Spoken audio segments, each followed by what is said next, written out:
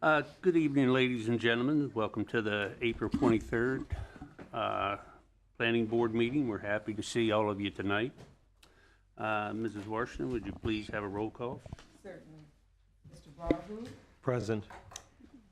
Ms. Felix? Present. Mr. Lee? Present. Mr. Robinson? Here. Mr. Servance? Present. Mr. Weatherholz? Here. Ms. Washington? You have a quorum.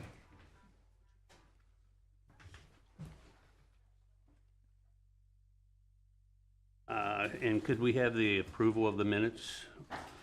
I'll make a motion that we approve minutes as written.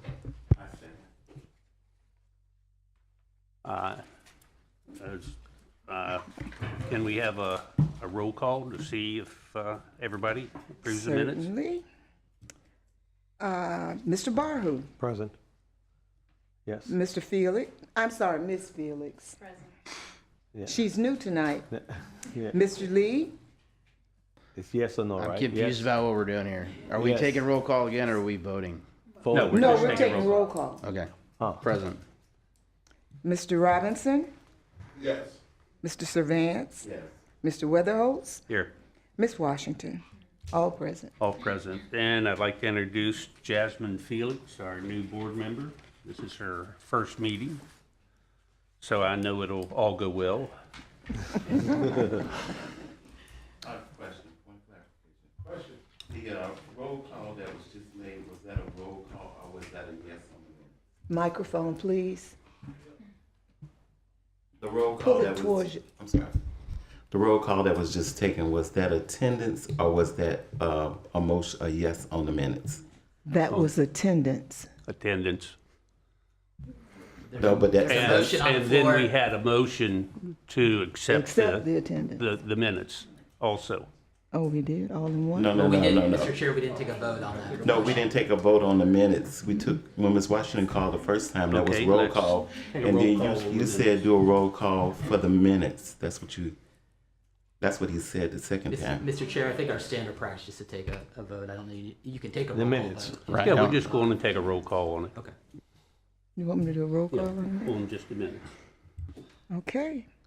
Mr. Barhu? Yes. Ms. Felix? Mr. Lee? Yes. Mr. Robinson? Yes. Mr. Servance? Yes. Mr. Weatherholz? Here. Ms. Washington, yes. Any citizens who wish to address the board concerning items on the agenda, we ask you to fill out the green sheets. And when you come to the lectern, please state your name and address for the minutes. Okay, we'll now move to item 4A. Can we hear from staff? This I one. need to read it. Oh, Item, you can go ahead. Item number 4A, Word and Praise Semi-Public Use Permit, DEV 2026-042, quasi-judicial hearing. Good evening, Emilio O'Brien, Senior Planner. This is for Word of Praise Family Church. It's a text amendment to the LDC. This request is for a semi-public use permit on a 4.1 plus or minus acre property to allow the continued operation of a place of worship as the principal use and to establish specific ancillary uses and activities. The site is zoned single-family residential 5 and designated level 1 residential on the future land use map. No LDC waivers have been requested at this time. This is a location map of the site. It's 1135 6th Street. This is an aerial view of the existing conditions out there. It's currently a church campus. Again, the future land use is level 1 residential. And again, the zoning is SFR 5. So project description and history. The subject property consists of 4 acres. Again, the site is developed and has historically operated as a place of worship. This semi-public use permit would formalize the continued use of the property as a place of worship and would allow a range of accessory and ancillary uses customarily associated with a religious campus. This is a list of the permitted uses, including the principal use and the accessory uses. The The continued use would be the place of worship, and listed there are the accessory uses. The request does not include any waivers from the LDC, like I mentioned. The applicant is seeking approval for existing and future on-site signage associated with the church campus. A single shipping container is proposed at the rear of the existing gymnasium, which is Building 2, in their site layout plan, which I'll show shortly, for storage, and will be finished to match the principal structure. As you can see, Building 2 in the back, they're proposing to put that shipping container in the back of the building there, and to make it compatible with that gymnasium structure. They have their sanctuary at the front there, access along 6th Street, and memorializing their existing parking. This is a street view from 6th Street, looking west. And this is a street view from 6th Street looking southeast. So for the project analysis, the semi-public use permits are subject to the public or semi-public use permit review standards in the LDC. All proposed uses will occur within the existing developed site, and no expansion of the physical footprint or parking areas is proposed at this time. The request does not include any waivers from the LDC, as I've mentioned.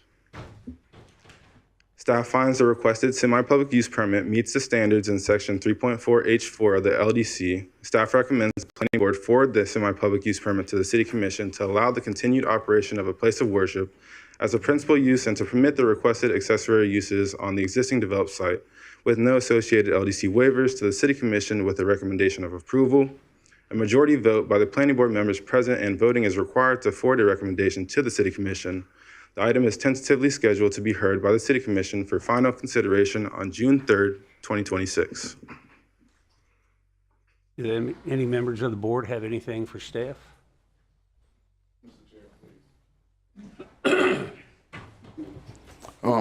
Is this a continued use?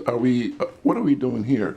Because this church has been here for a long time. So are we just bringing it into compliance? Yes, they're memorializing the use, and they're also adding accessory and ancillary uses as part of this public or semi-public use permit. Those are the main things. Okay, so we're not making any major changes or addition to it except for the accessory? Correct. Oh, okay then. It's a nice. I've driven by there several times. That's good. I'm okay with it. Thank you.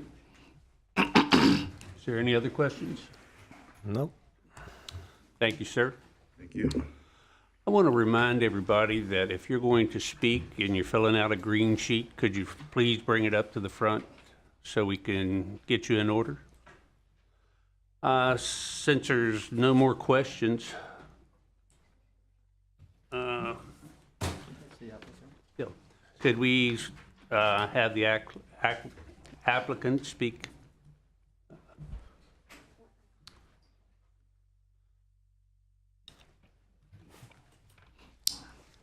Muriel Fuqua, 412 Aletha Drive, Daytona Beach, Florida, 32114. I'm just here in case you have any questions. Mr. Chair. Yes, sir. Recognize Hi. Welcome. Thank you. Are you going to have anything for the summer for the kids? We hope to. Please. Okay.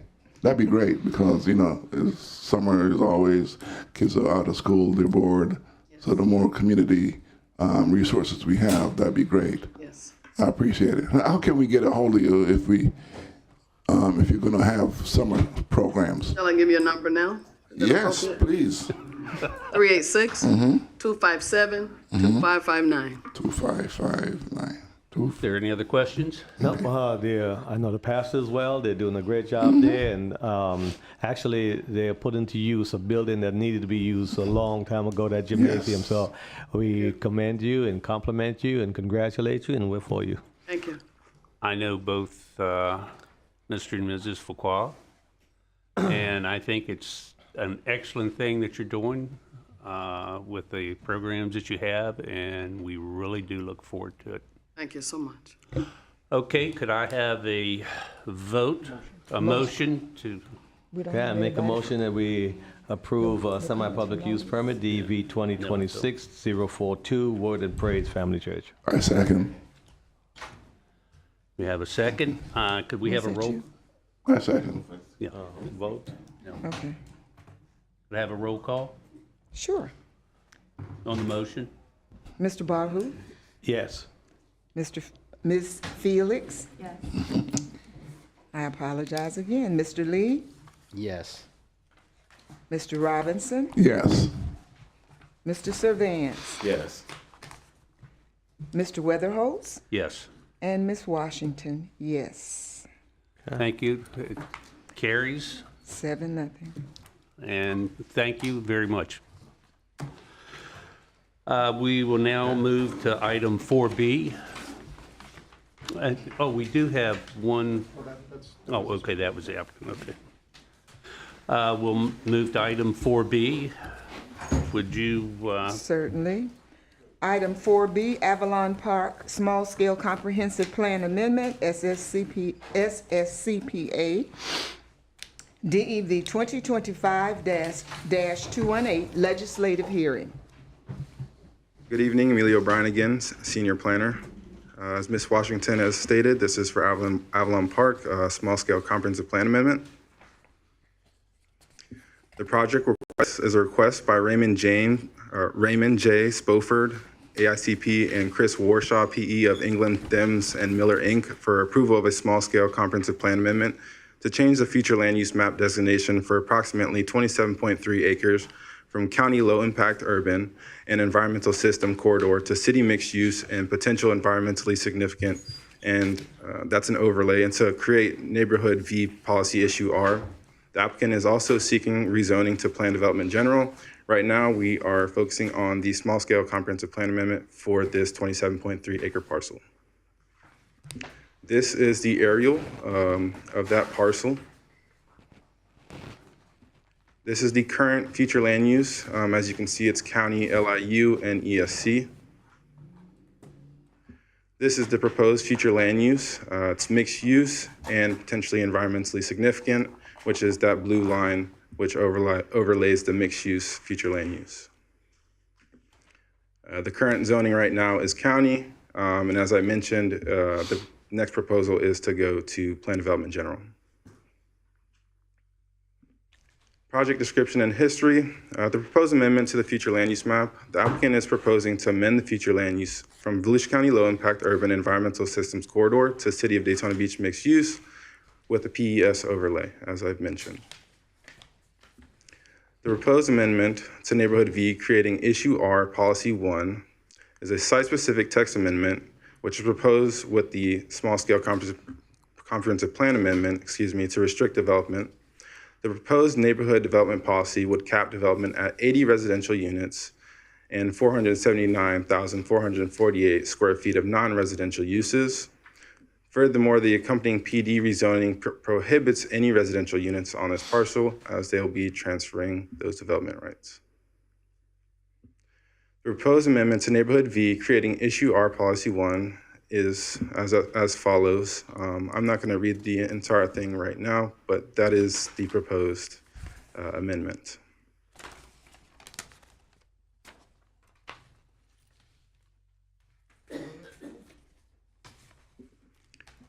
So as far as the impact analysis in regards to water and sewer, the City of Daytona Beach has the capacity to serve the site. The City of Ormond Beach has asserted that it has the capacity to serve the site. The issue of which city will ultimately provide service is currently in litigation between the two municipalities. In regards to transportation, the property is subject to the Avalon Daytona Long-Range Transportation Improvements and Cost Allocation Agreement. A long-range transportation model has been reviewed and approved by the city and county, analyzing the road network needed to support full build-out of residential and mixed-use development through the year 2045, consistent with the traffic concurrency and proportionate share requirements. Staff finds the small-scale comprehensive plan amendment is consistent with the comprehensive plan, does not represent urban sprawl, and the city has the capacity to serve the demand on available water and sewer.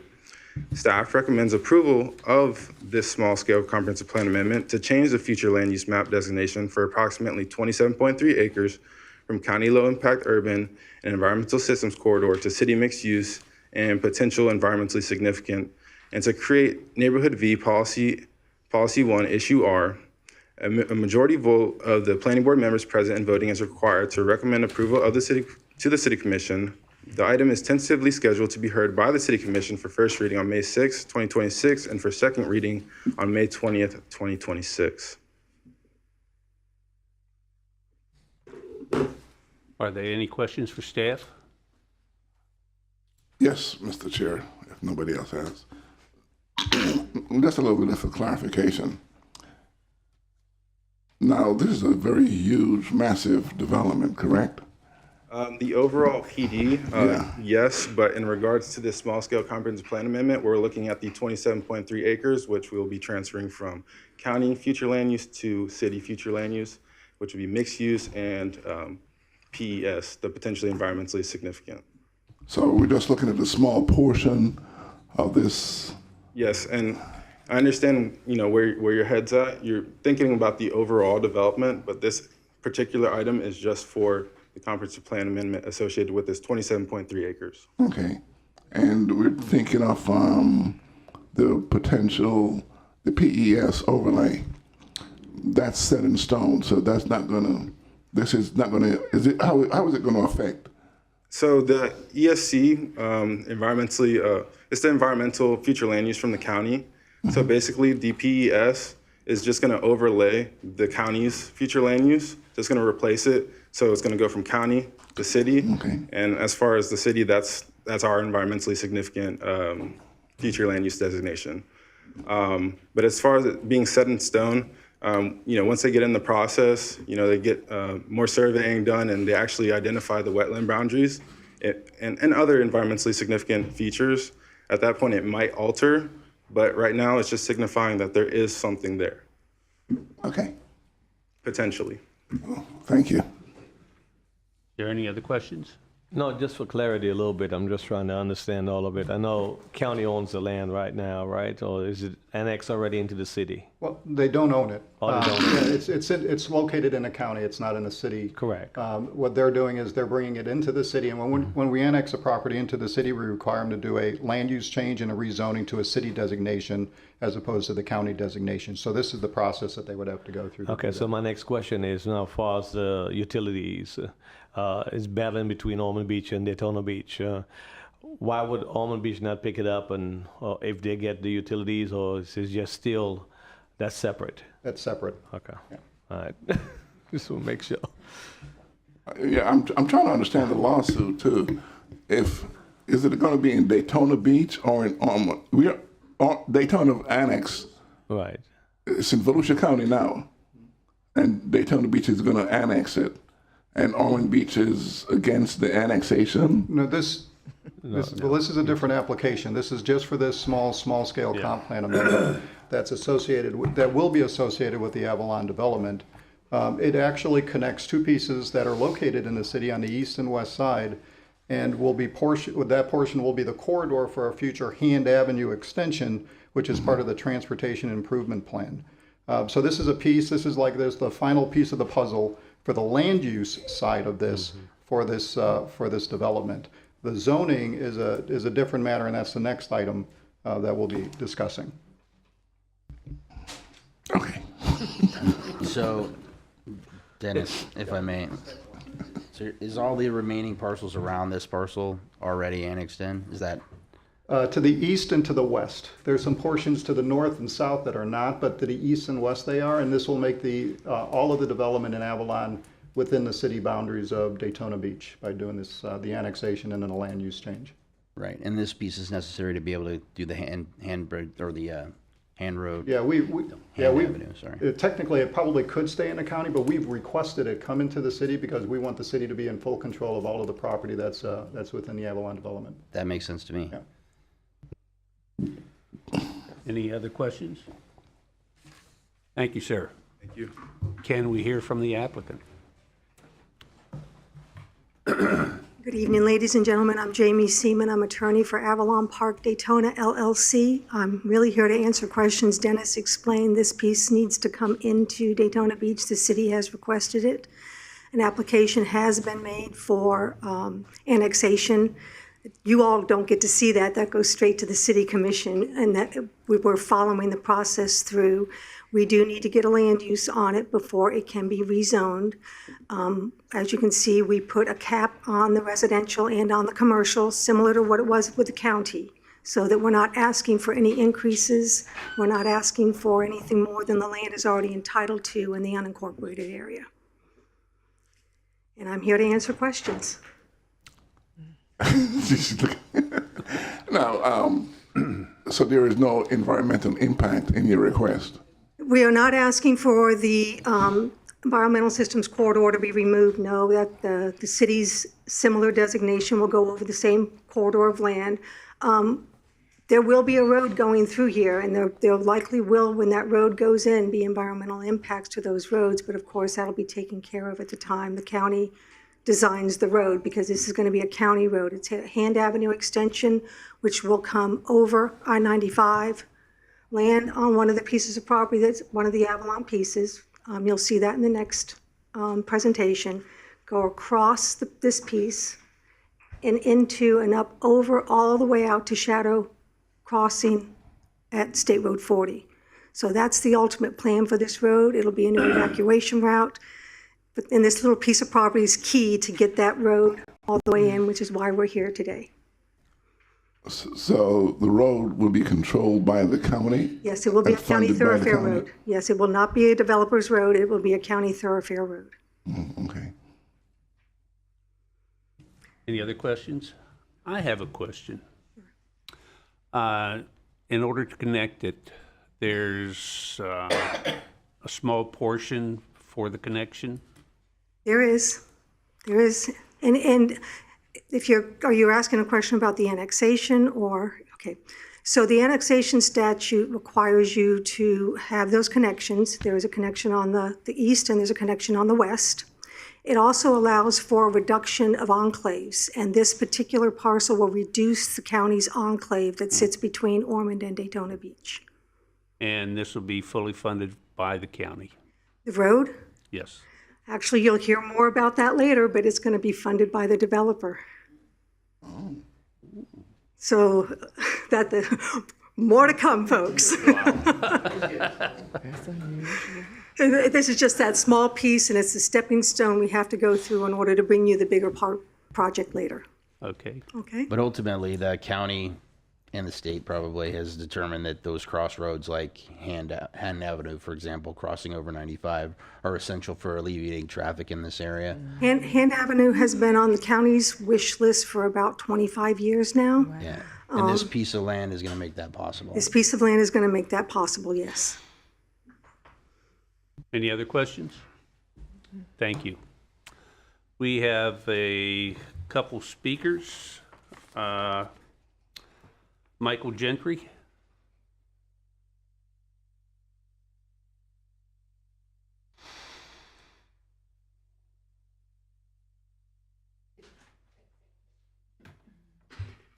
Good evening. My name's Michael Gentry. I live at 10 Indian Springs Drive in Ormond Beach, which our development is right down the street from the proposed Avalon Park development. It may be that my comments were not intended for this meeting. When I received the notice of public hearing, my comments deal with the overall development and not this annexation of these two lots tonight. So I don't know if the board would like for me to go through what my concerns are on the overall development or wait until a later date. You would probably, at the next item, that's when we're going to be talking about the entire rezoning for the development, and that would be your opportunity to speak on that item. This would be just on the land use change. Okay. Yeah. Thank you. Thank you. Does he need to complete another form, or will we just move that for We him? can use this one. All right. Because he has both on. We'll do the same. Okay, and the next speaker is Brian. Oh, No, he just turned it in, No. I think. Just turn one in. So here's your next person. the next speaker is Brian. Yes, sir. Okay, would I you have put, the same issue. I'd like to reserve my time for after the second presentation, but then I would also request that you guys abstain from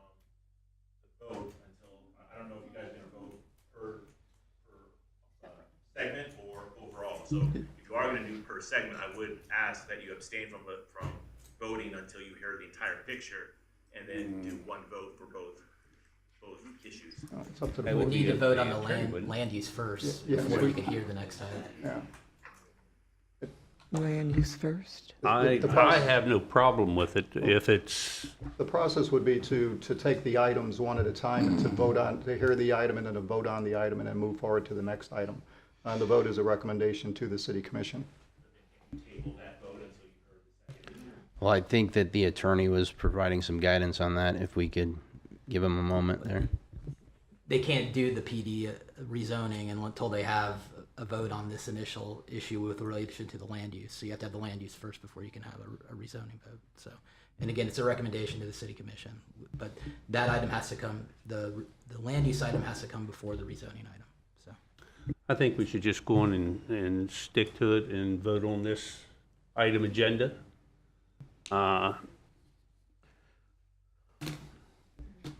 And we're going to vote on the agenda as it's laid down. Then would you like to speak on this before we vote? And Mr. Chair, I believe that it would, according to Robert's rules, the motion would have to come from the board to do what the gentleman is asking, I believe, too. So, yeah, we'd have to. It's also a different type of proceeding. Yeah. This is a legislative hearing. Okay. The next item is a quasi-judicial hearing, and so it's a different process. Yeah. Which is another reason to take the vote separately on the item. What happens You're if- correct, the motion would need to come from the board. Now, what happens if we voted down this item? How does it affect the second item? I think that might be their concern. Well, it's a recommendation to the city commission. Just So the ultimately, even if this board voted or to recommend against the item would still go forward to the Right. commission. So, whether or not you vote against or recommend against this particular item, they would need this item to do their full development as they propose. They would take an amendment to the PD agreement at that point. You can't have one without the other. Right. In terms of what this board can do, you can make your recommendation. Certainly, if you're not going to recommend this, that would impact the next item. But ultimately, that's up to the board. Got you. Thank you. Again, I apologize for interrupting, but if you table this motion You can't take? to hear the next level, I mean, that wouldn't jeopardize the B motion, because that's still in play. You're gathering more information to be able to come up with a. Well, there's a criteria for which to decide on the land use, and that's what they're hearing right now. So it doesn't matter what the rezoning level, this is just the land use portion, and that's what the evidence is based on, just this item. And so that's what they're going to be voting on. It doesn't matter on the rezoning section, this is just the land use. So can we have him come up What- and speak now then? If they would like to. If they would can. like to, On the land use, yes. just on the land use. There's nothing that prevents him from speaking both times, correct? No, they can can speak speak, both, yeah, both yeah, times. absolutely. Can you bring up that's the first slide that the gentleman brought up, showing the overall, Brian Ayub, 205 Riverbend Road. Joe, if you can pull up the map of the proposed location of the land use. Just back up a little bit. That work for you right Next there? one. Okay. One more. Is that the one you want? or Nope, the- next one. The next one. So you want the existing land use. So Yes. one more slide up. Yep, and could I get my 3 minutes back? And can he? There you go. Could Right you state there. what city he's from? Daytona or? Yeah, I'm sorry. Okay. I'm sorry, if you can state your address again and include your city that you're from. Brian Ayub, 205 Riverbend Road, Ormond Beach. So I live in the Riverbend Acres, I'm part of the board for the homeowners association. And the previous meeting, we met with the development, and several questions were brought up. And I only could bring up one right now, but there is a cemetery just left of that lake that the developers went out and canvassed the area. Nothing's been brought up about that said cemetery. They've marked it off, they've cordoned it off, so they know it's there, but nothing's been brought up about it. And again, in doing some other research, there's an additional cemetery. Actually, it's actually named Cone Cemetery. You can actually Google it, and there are additional markers just south of that haven't been addressed as well. So, as far as the land use of the small scale, this 20-something acre parcel, that has to be addressed. No, not at this point. The land use is still going to remain in place. So when they do come forward for the development of the site, then they're going to have to go through the proper permitting of whether there's a cemetery there and what they're going to have to do to address that at a later time, not at a land use hearing.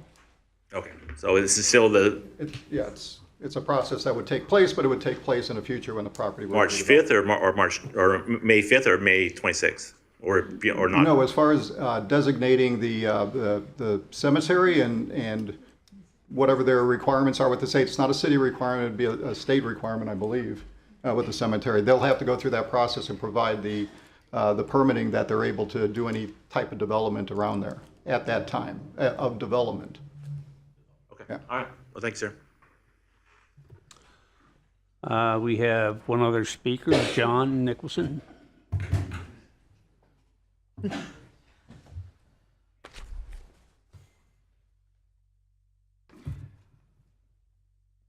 John Nicholson, 413 North Grandview Avenue. In the 80s, the city reached an agreement with Ormond that the power line that basically follows Hand Avenue would divide the utilities between the two cities. Shortly afterwards,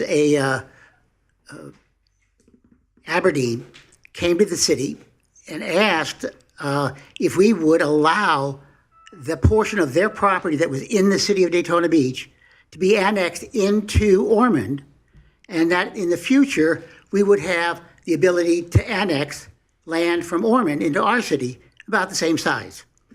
Well, go a couple of years, and Ormond started annexing the area that was supposed to be in Daytona Beach into Ormond. They did about 17 parcels or so. Then the city had a hospital built on our western side, and a developer wanted to annex next to the hospital for some apartments. And Ormond said, no. Well, we said, well, you reached an agreement. And she said, oh, yeah, we did, but we don't want to honor it because this property is more valuable than the old property was. So that opened up another can of worms when a developer wanted to develop in the city of Daytona, in Ormond, on the west side. Ormond gave him a whole bunch of problems. So Consolidated Tomoka came to the city and said, could we annex into the city? That's this property we're talking about, all right? When we did that, there was this key shape that went from Granada almost down to LPGA. It was in the county. It was not in Ormond. It was not in the city of Daytona Beach. Well, I kept asking the city manager that we needed to annex it because Ormond had the right to come all the way down if they got to those landowners. Talked to you about it, remember? No. You informed me that, well, we spoke and he informed me that the Avalon Park was in the process of buying this property so that when the Hand Avenue came in, all the property would then be available. So everything would be done. So at this point, we need the property for the Hand Avenue. And I told him when I was a kid, same thing happened in Miami. They had a place called Kendall Drive. And when it hit 117th and Turnpike, the traffic stopped dead. I told him, Granada is going to have terrible traffic at 95. It's going to be terrible. They need Hand Avenue as a relief valve. We need this land as a relief valve. Thank you. As you folks can tell, John attends quite a few meetings in the city. Thank you. I asked for a motion on this item. Okay, I make a motion that we approve Avalon Park small-scale comprehensive plan Amendment, DEV 2025-218, legislative head. I second. We have a second. Could I have a roll call on this item? Certainly. Mr. Barhu? Yes. Mr. Felix? I'm sorry, Miss Felix, I'll get it straight before the night's over with. I apologize. Yes. Okay. Mr. Lee? Yes. Mr. Robinson? Yes. Mr. Servance? Yes. Yes. Mr. Weatherholtz? Yes. And Ms. Washington, yes. The motion carries. We'll move on to the next item, item 4C. Item 4C, Avalon Park, Avalon Park Daytona Beach Plan Development, General, PDG, DEV 2025-219, quasi-judicial hearing.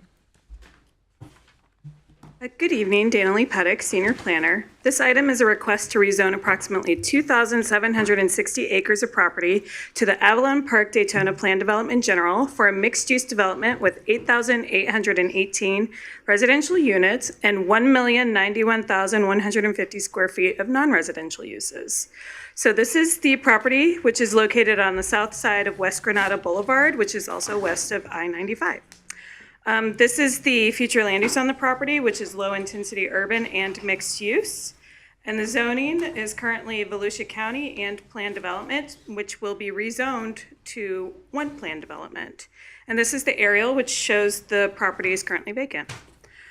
So the overall Avalon property is 2,760 acres, which is all vacant. The existing development along this portion of Granada is mostly located with Ormond Beach and Volusia County jurisdictions. There's none in Daytona Beach along Granada west of 95 here. So approximately 1,614 acres of the Avalon property is currently zoned as the Tomoka Parcel A, formerly known as Minto Tomoka Parcel A Plan Development, which allows 3,250 residential units and 200,000 square feet of commercial uses. So the proposed Avalon Park Daytona Plan Development is for the mixed-use development with a total of 8,818 residential units and the over 1 million square feet of non-residential uses. So there's also the concurrent small-scale comprehensive plan amendment, which you just heard, and the annexation of that property for the 28-acre parcel, which is included with this overall development.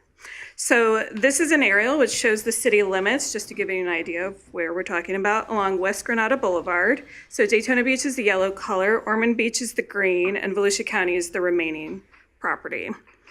So this is their overall development plan, which shows the general areas for the mixed-use, residential, open space, and wetland areas within Avalon, and it also shows the proposed road network, including the Hand Avenue extension, which was previously discussed.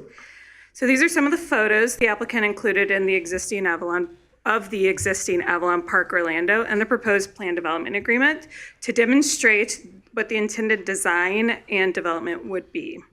So to achieve those design goals and allow flexibility for the development, the applicant has requested several waivers. They are listed in more detail in the staff report and in the applicant's provided waiver and benefits letter, but this is a brief summary of what they are requesting with the PD rezoning. So for landscaping, they are proposing to reduce the scenic thoroughfare overlay buffer width, waive building perimeter landscaping in certain cases, modify the vehicular use area landscape strips, and waive the requirement for perimeter buffers internal to the PD. For specific use standards, they are modifying some of the specific standards related to multifamily dwellings and zero lot line subdivisions to propose different standards in their PD. For parking, they are proposing to waive the requirements of the Land Development Code to establish their own parking standards in the PD. And for open space, they are proposing an alternative way to calculate the amount of active recreation open space required within the open space set-asides.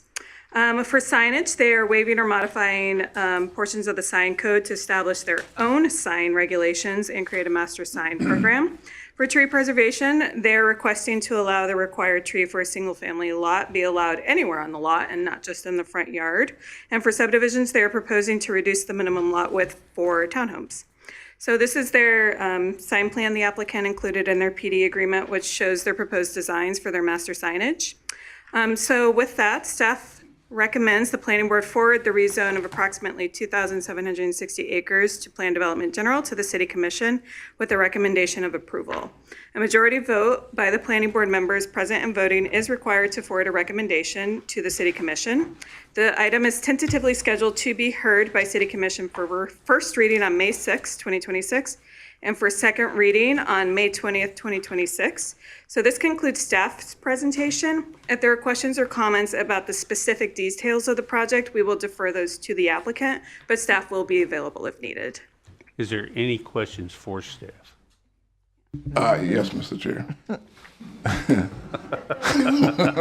If it's about the project, it should really go to the applicant. No, this is about you, the staff, with the waivers.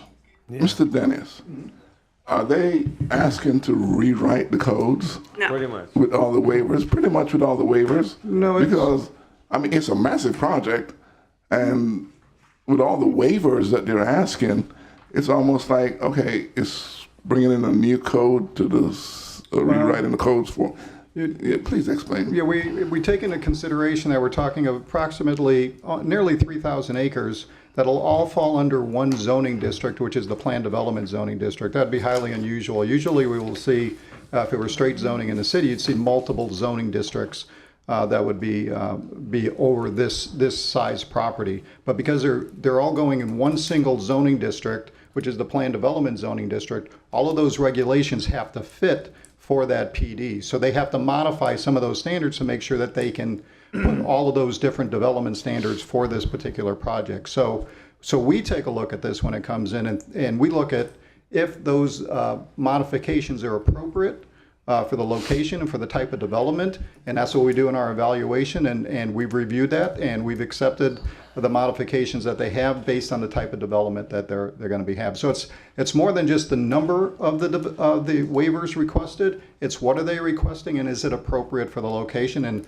our analysis is that they are appropriate for the location, and it does work for the development. Yeah, like I said in my presentation, that they're trying to establish like their own design program, and in order to do that, they really need to like build these things, because our land development code is more broad than that, and a lot of it is kind of restrictive. Like, for example, the use standard that they're waiving for multifamily is to reduce the 10-foot requirement that we have between the front of a multifamily building and a parking lot. But they want to have something that's close to the edge, like you saw in the photos of Avalon Park, Orlando. So, for example, that's just one of the waivers that they're requesting. Basically, is to create Avalon Park, but in Daytona.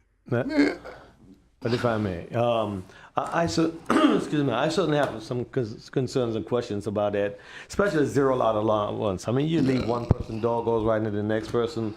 I mean, there's plenty of land out there. There's a lot of land, and you can meet all the codes and all the expectations from the city without all these waivers. I'm like you. I'm just signing a blank check until you do what you want, and I'm going to approve it. I have questions and concerns about that. Yeah, and I'll let the applicant explain what their absolutely. design is. So, anything else? I don't know. I would just add to that. So, Dennis, if I'm understanding it correctly, basically it's the complexity of the project and the different uses that'll exist within there is why they need to design some of these things specific for the property and those uses.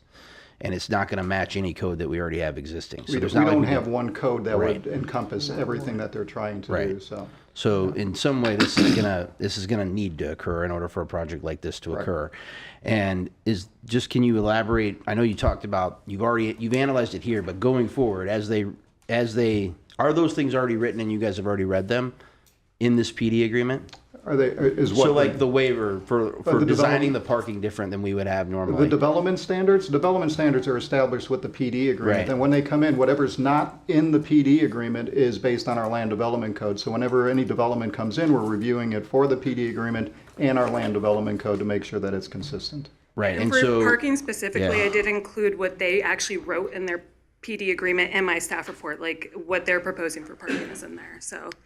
Yeah, so I guess my question is that that's already been reviewed by you guys. It makes sense. It matches other places in our code or the uses that we would have addressed other places in our code. It's not anything that's radically inconsistent. We didn't find anything right. There were some radical things that we've addressed with them, and they've been removed. So we've been working on this for a long time to get to this point, and we've got to a point where we're comfortable with what's moving forward. Yeah, I just think sometimes in the conversation, that's the part that's missing, is the work that you guys are doing in the background to kind of address these things and work through that process, so that even though we are approving something in a blanket document, that it's already been looked at and addressed and seen, hey, this makes sense for what we're trying to do and for our city code. Sure, and it's not just the planning staff looking at it. This is going to Public Works, the Utilities Department, our Fire Department. We've got all of these different departments that are taking a look at this and saying, does this plan work for what we need it to do? So after doing the review, we get to a point where we feel comfortable and confident that this is a good project, and that's why we have a recommendation for approval on it. My concern is that everybody can come in to the planning board and says, oh, this is a very complex, project here. And we have a set of standards, we have a set of codes. I would hope that the responsible thing to do is to look at our codes, right, and build towards the codes that we have, and not to, oh, well, here it is over here in Orlando. Why can't we bring Orlando to Daytona?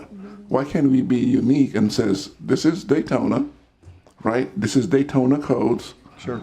And, and the rules. Why don't we design, because I know the applicants got fantastic architects and designers.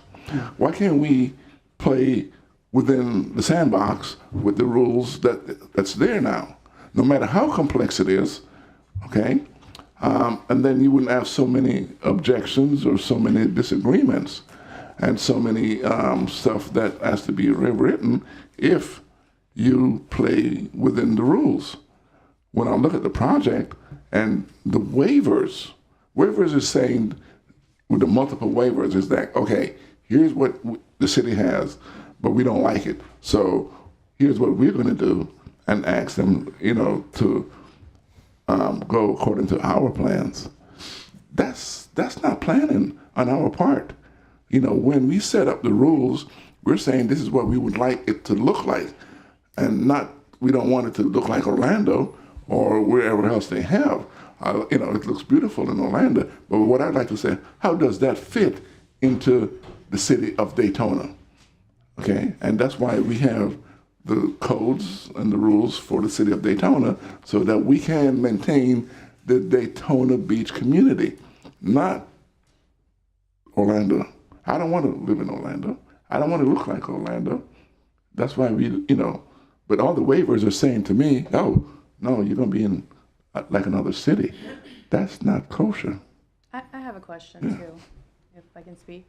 The newbie here. Is Avalon the only option we have for that land? I'm not sure I understand the question. So this is a developer coming in, correct? Mm-hmm. Are they the only ones going in to this development for the 2,760 acres? They're the property owners, so They they have a They're right to property request owners. something. Okay. Yeah. So if you guys are the property owners, what other designs can you guys bring forward? Because That would be a question for the applicant, who is the property owner. Right. But yeah, because we're not the property owner, what we'll do is we'll evaluate an application that comes in for development. And this is the application that they've brought forward for development. And so we go through the process. They have due process rights. And so we go through that to take it to the city commission so that they can have a hearing in their day in court. which is fine. I just wanted to know. I'm new, so I'm still. Can I just respond, if it's okay? Sure. Or did you need to say something Well, else? I just wanted to, just a reminder, we had talked about this before. Our land development code does have regulations, and people do have to follow those regulations. But our land development code also recognizes that those regulations sometimes need to be modified, which is why we have a process in our code, and that's what they're going through right now. It's that process to specifically modify those standards. That's why we have this process in there, and that's what they're going through is this process.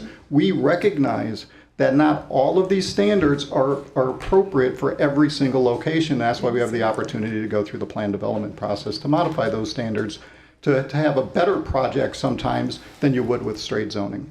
I agree with you, Mr. Dennis, in terms of modification, but this does not appear to be a modification. You know, a modification is like, okay, here's a small piece, and maybe I want to change a small piece. But when you redesign the complete project or the complete process, that's not modification. We're rewriting the rules. And there is nothing to say that the next developer, right, and we're going to have quite a few, can come in and says, oh yeah, they did that, why can't we do it? Because that's what's been happening with some of the requests that we've been having over the years. We've granted waivers, and the next thing you know, we have a flood of modification to the rules. So it's no longer the rules or the modification, it becomes the norm. And it seems to me that at some point, as a planning board or as a city, we need to say, look, this is what we have. Modification is like maybe, 2 feet, not 10 feet, or or something, but not 0 feet. No, that's not the case. That's rewriting the rules. Yeah, I'm not sure that we can create a land development code specifically for a development like this that would encompass all of the things that they're looking for. That's why we allow them the flexibility to come in and make modifications as needed. So, yeah, if I can. So what you said was my first point, and thank you for saying it very clearly. But I will just reiterate, the codes are not designed to be just. I mean, they're written black and white. They're written the way they are. They read the right.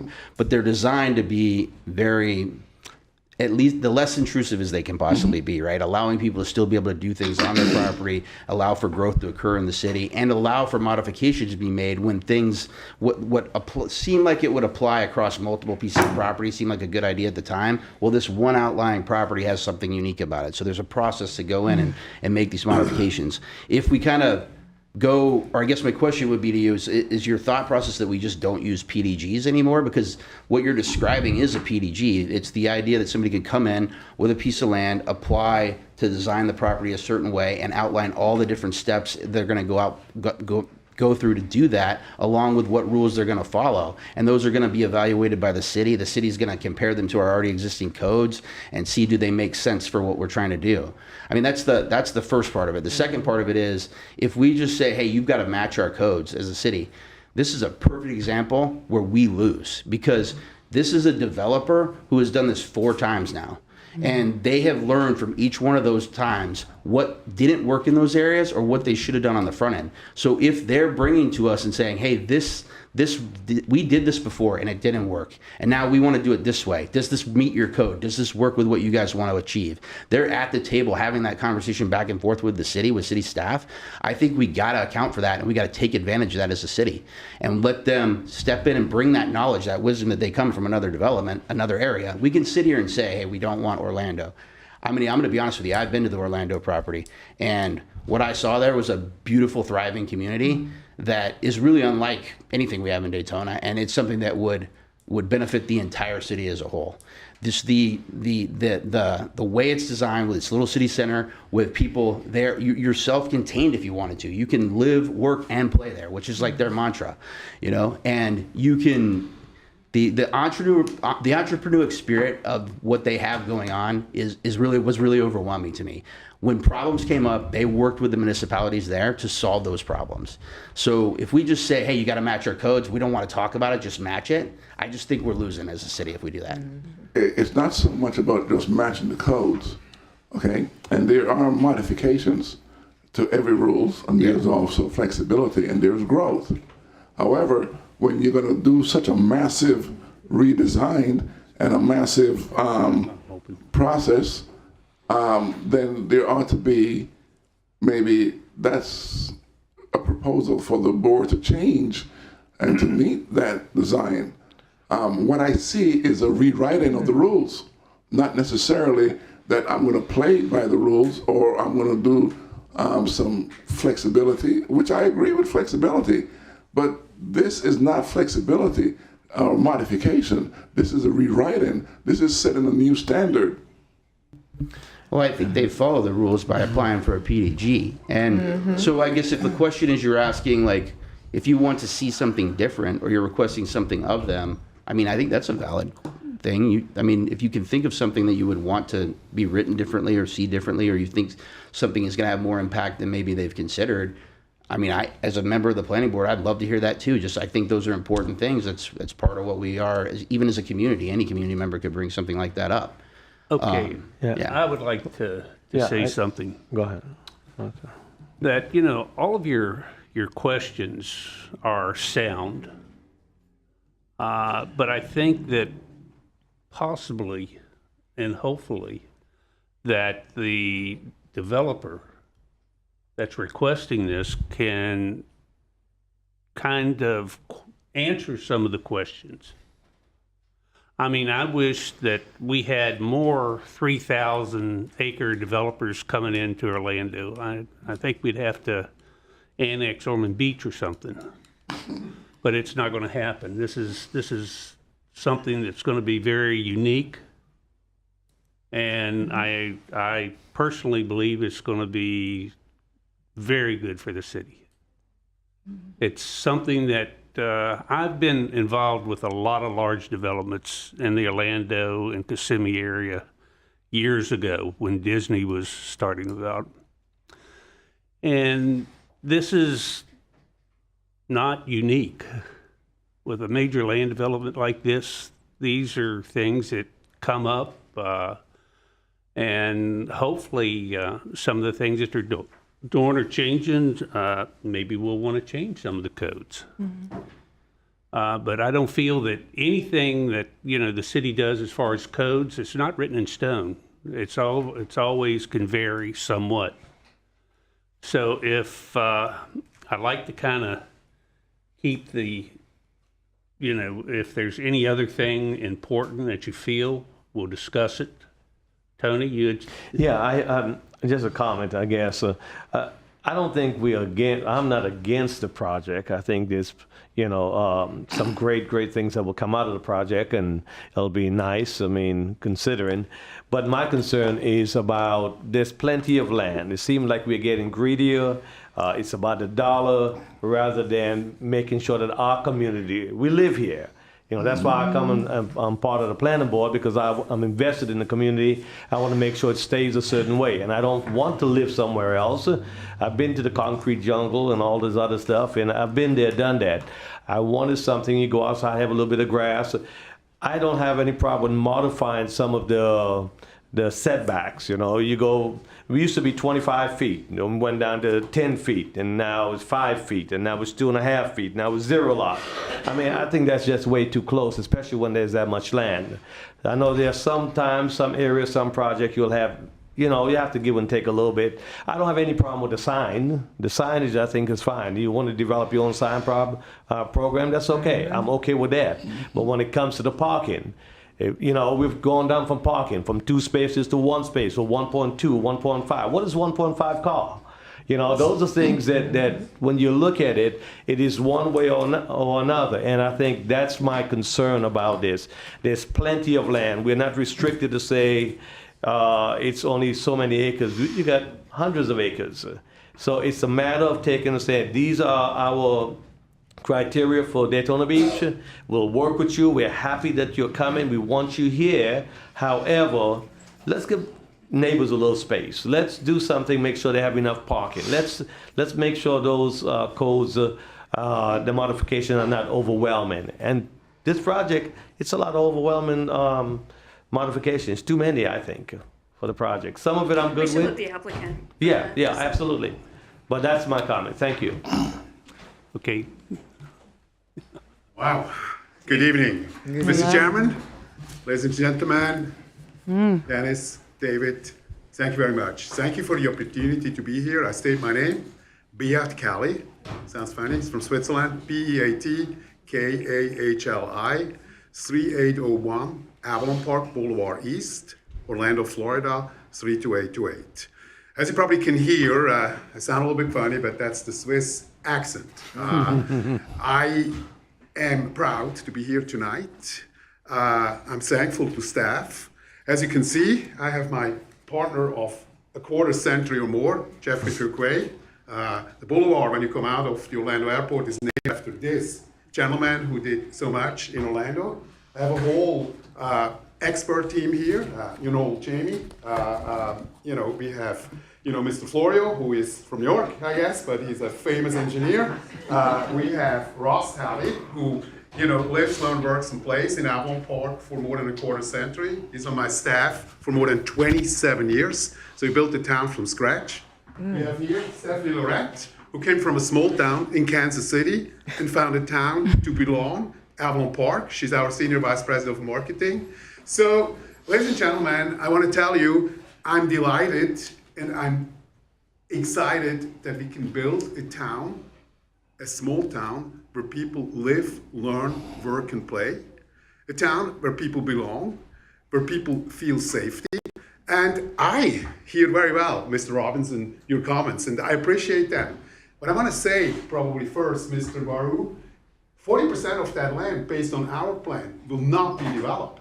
40% will remain buffers, open space, park areas, etc. So what I want to tell you, I mean, when we're coming with a master plan to build a town where people can live, learn, work, and play, we're asking for changes, but changes to your code don't have to be bad. I met with politicians up and down, all over the world. There's one subject which always comes up. It comes up in Daytona Beach. It comes up in Sydney, Australia. Wherever we talk about it, it's called attainable housing, workforce housing, affordable housing. So when we ask for changes, they are often to accommodate exactly what the need is at a present time. And your code is fine, but if we had to build to your code, there's so many things which we couldn't do. So please, Mr. Robinson, I mean, changes, Mr. Baru, are not necessarily for something which we want to gain a benefit.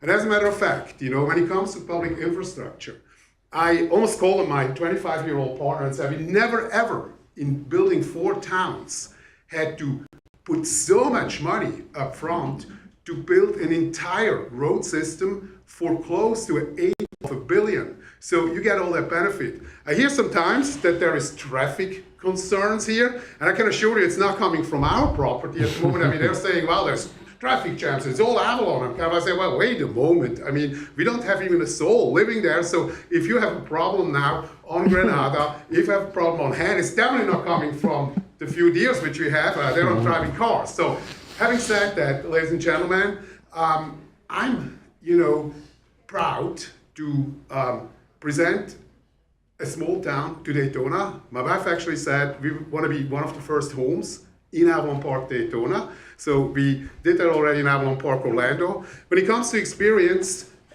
we built the town. I was very pleased when your board member Scott Lee visited just a few days ago. And I hear it often, well, this is Orlando. But we're doing the same town in Wesley Chapel, that's North Tampa, in Tavares. So it's not so much where it is, it's more the concept. Because what we believe, the problem, what creates traffic is that, and look, I'm a dad of 4, and at times, I had to drive around all over the county to bring kids to soccer practice, to, tennis or whatever they did at the time. I think, we are presenting a proposal to you to build a town which we all will be proud, the entire region. And again, I invite you all to come to Orlando, like Mr. Lee did a few days ago, and like so many did, to see Avalon Park. And I haven't seen anybody, even the people from Ormond Beach, the politicians from Ormond Beach, who came to Avalon Park and said, no, we want this, but will you do this? And this is our plan, and this plan needs some modification, needs some adoption, but not adoption to circumvent your rules or gain advantages. Quite to the contrary, that we can create a town. We see that all the time. I mean, when people are looking for attainable housing, the codes just don't fit. Or let me put it this way, Mr. Lee, I mean, you were here, we built live-work units because we like that feeling that somebody can have a business on the ground floor and live with the family on the back. That's kind of like which will keep traffic from the street. Your code won't allow that. So we need, a change. If you build an entire town, then, you use modern development technology. This land has been in one of the largest planning firms in America, in Miami. It's called the Duani firm. Just building towns is a passion for us. But I want to tell you too, when it comes to public infrastructure, Avalon Park Group is the only developer who built privately schools when the school board was in a bind. I can commit to you the following. This is an undertaking, ladies and gentlemen, which needs a dialogue at any time. We can produce a lot of paper, an agreement, etc. But what's important, and we commit to that, we built Avalon Park Orlando, which I hope I can at some time all, see you there. We committed to, we did it privately, every 90 days we invited every resident to a town hall meeting and dialogue, because as you build the town, they become needs. And I can tell you, some of the most important ideas and great ideas for Avalon Park Orlando, Avalon Park Wesley Chapel, I got from the very people who are probably sitting in this audience, those residents there, basically helping us to design the town.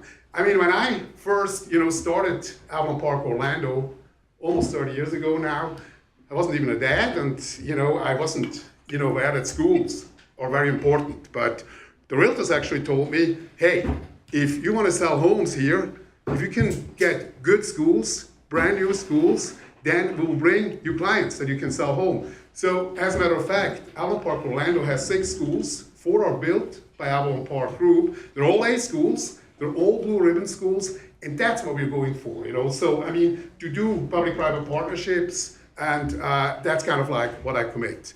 So again, I could go on till midnight, but I think I'm not sure if I have a speaking limit. I'm passionate of what I'm doing, what our team is doing. Our team is here to answer any question. We want to thank Dennis. We want to thank the staff of Daytona Beach for working with us. It wasn't easy for both sides because, Rome wasn't built in a day, and we always tell people the planning process is actually an important process. But, like my friend and partner always says, I think we're bringing this at some point to the finish line. I always remind him we're actually going to the starting line. And when the starting line is here, I think we will have an office in Avalon Park Daytona. We'll have people there where any of you can walk in every day. We want to hear you, Mr. Barrow. We want to hear you, Mr. Robinson, if something which we want to do is good for Daytona Beach, because we really believe what's good for Avalon Park is good for Daytona Beach. But, how we exactly can figure it out, we have to work together. Ladies and gentlemen, thank you very much for having me tonight. I'm here to answer any questions. My team of experts is here to answer any questions. We can stay as long as you like us, and we would be happy as well to have, residents dialogue with us tonight. I think tonight we can't come up with every solution, because if we build a town, on almost 3,000 acres of grass, I can just assure you 40% remain empty. Okay. I can just assure you, we built the roads in advance to help you and the entire region for, I would call them sins of the past. If you build a whole new road network set, it's actually, that we can't even catch up. We need some road, but we saw it in Avalon Park, Orlando, same situation. It's often that regions and municipalities are behind with infrastructure. There were needs which they couldn't fund. And actually, there's only one way to overcome that. If you get a project which can contribute to the future. And I think we negotiated that very hard. Volusia County, which is responsible for most of the roads, negotiated that very hard. They recognized, here we have a player who did multi-billion-dollar projects and can actually solve our problems. And, I have to say, Jeff is my friend, but I was at times nervous, to say, how can we in the world build, all those roads at the beginning, so because roads don't make us any money. They get dedicated to the county, but I agree with Jeff, we had to do that.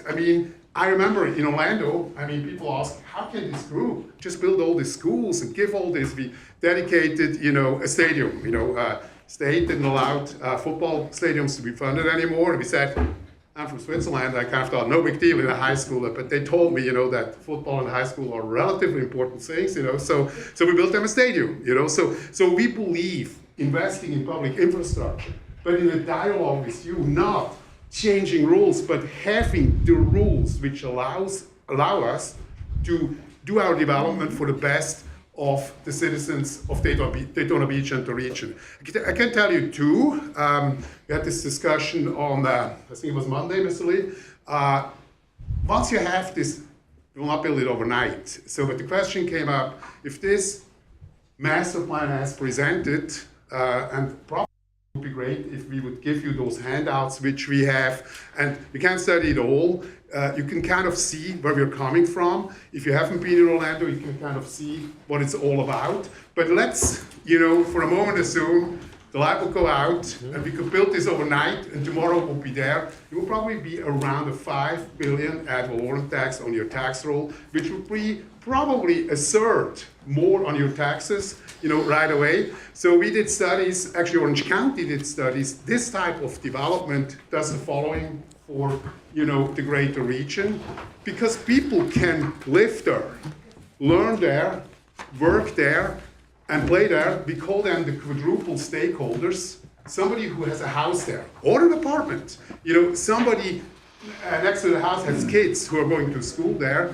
Somebody who has a job or a business. And Mr. Lee saw it. There's many people who own businesses there. We have hundreds of businesses. There's about 3,000 jobs which we created. We think here will be about 5,000 if they live there, learn there, play there, work there. We call them quadruple stakeholders because they take so much more of an interest what they are doing. And look, most people, they live somewhere, they work hard, they leave early in the morning, come back in the evening, they don't really realize what's going on. But guess what?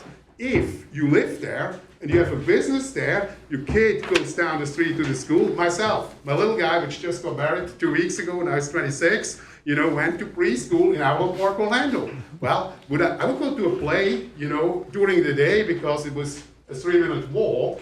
I wouldn't do that if I had to drive 30 minutes like it's in so many subdivisions in Florida or in the suburbs of the US. That's who we are, that's our DNA. I think we're bringing to you a town where people can live, learn, work, and play. We need your cooperation, Mr. Baru, Mr. Robinson. We don't need all the rules. When we met for hours with Dennis and your entire staff, this was in a dialogue to say, hey, we want to see this for Daytona. Say, yeah, but we don't, then the city had to admit, but we don't have the code that you can do this. The city wanted to see things herein. The city would like to have a fire station, for that you have a code. That's not a problem. So for a lot of things, a lot of things, it's actually not a lot, you didn't really had the code ready, and so a change to the code is not, at the end, that we need an exception. I think the constituents of this region need a change to that code that we can do what's good for this region. I guess I have spoken, and I am here, and I will be here, and I'm always reachable. If you're in Orlando, come and see me, and come and dialogue. And again, if there's any more questions, we have experts for every subject here. Thank you very much for having us. I hope you follow the recommendation of staff. Thank you to the staff. God bless you. Thank you very much. Thank you. Is there any questions other than what we've talked about? Mr. Robinson. I have. Mr. Robinson. Please. Can I approach? Your Honor, can I approach? No. Come to the bench. Mention your name again, sir. Beat, B-A-T. Think like a bay and the yacht, put it together. Mr. Gally from Switzerland, dual citizen of the United States of America and Switzerland. Mr. Bat. Beat. Okay. We're not opposed to growth. I'm sorry? I'm not opposed to growth. Growth is inevitable, okay? Change is inevitable. Some changes are good and some are not. When I listen to your presentation and I look at what's here, let me ask you a question. You talk about affordable housing. Yeah, attainable housing. That's a difference. I forgot. I apologize. Workforce housing. Workforce housing. That's okay, affordable housing. So you're saying your housing is attainable housing? That is our goal. Not with your code, but that would be our goal because we believe, I always tell people, you want to buy a steak and you're on a budget, You don't buy a 25-ounce steak, maybe an 8-ounce steak, they still feed you, so when it comes to housing, what I believe, we're talking, you can use the term affordable housing. Are you saying attainable or affordable? Attainable. What do you, what's your concept of attainable? Well, my concept of attainable housing is to have a smaller house. Give me a price range. I mean, today, I would say I would be proud if we could deliver a product in the 200,000. That sounds unheard of. That will not be a big house because there's a situation. So I don't want to, so your attainable housing is a 200K, which I think that's not an affordable housing, that's an attainable housing. So your assumption is that we want to attain a $200,000 housing, each person in your community. Hold on. Sure. Okay, hold on. I don't want to take up too much of your time. And your concept is to build towns. Well, Daytona Beach is a town. So you're thinking of building a town within a town. And I don't see the connection between your town that you're building and the connection to our town that we live in. When you look at your infrastructure and you're saying that you're contributing $5 billion or $100 million to the tax roll, and it's going to benefit the city of Daytona Beach. But when I look at your concept here, that is going to benefit Avalon Park because you're bringing in an expense and you're saying that, well, we're going to use your utilities, your resources. However, we're going to be self-contained, and most of that benefit is going to be for Avalon Park residents. They don't ever have to leave Avalon Park to come to the city of Daytona Beach, but they will be afforded the resources of Daytona Beach. They'll be afforded the community of Daytona Beach, but they will never really interact because they'll have their private schools, they'll have their public schools within Avalon Park, they'll have their community within Avalon Park, and everything is about the town of Avalon Park. I don't see the integration into the city of Daytona Beach. Can I answer? And well, I'm saying, well, why don't you just build a town and leave it within the county and use the county resources instead of coming to the Daytona Beach area? And I appreciate you're going to have the 40% of the land for environmental. I love it. That's great. And I'm not saying, and I'm not saying that the homeowner doesn't have a right to use their property, but as they wish or so desire. However, what I'm saying is, how does it affect the rest of the community? We live in a society, we live in a community that whatever one person does or one portion of the society does affects the entire area. So even though you're bringing in this beautiful item project, it does affect how it affects the rest of the area. There's no question. But can I quick, because otherwise I'll lose the thoughts. You haven't been in Avalon Park, Orlando? Yes, I have. Yeah, okay. So have you been in Winter Park, Orlando? Which probably more people have been. Winter Park, Orlando? I've been around this place for years, and I've traveled. So, when we, in Avalon Park, we did 243 events, some very small events, lawn chairs, movie theater, but some big events. Basically, it's exactly the opposite. The people come to Avalon Park because in most of those other communities, they have just houses and nothing else. So there's nothing to do, in that community besides going home and stay at the house and having, maybe being at the backyard, etc. But if in Avalon Park, when we do an event, 50% of the people, 10, 20,000, are actually coming from the rest of the area because we offer the citizens something which they don't have. We offer them, gathering. We do fireworks at times. Of course, we're patriotic on 4th of July. We do, that. I think, But how does it contribute to the Daytona Beach community? Not Avalon Park. All I hear is Avalon Park. I don't hear you saying, well, you know, I'm going to do it when we do an event, right?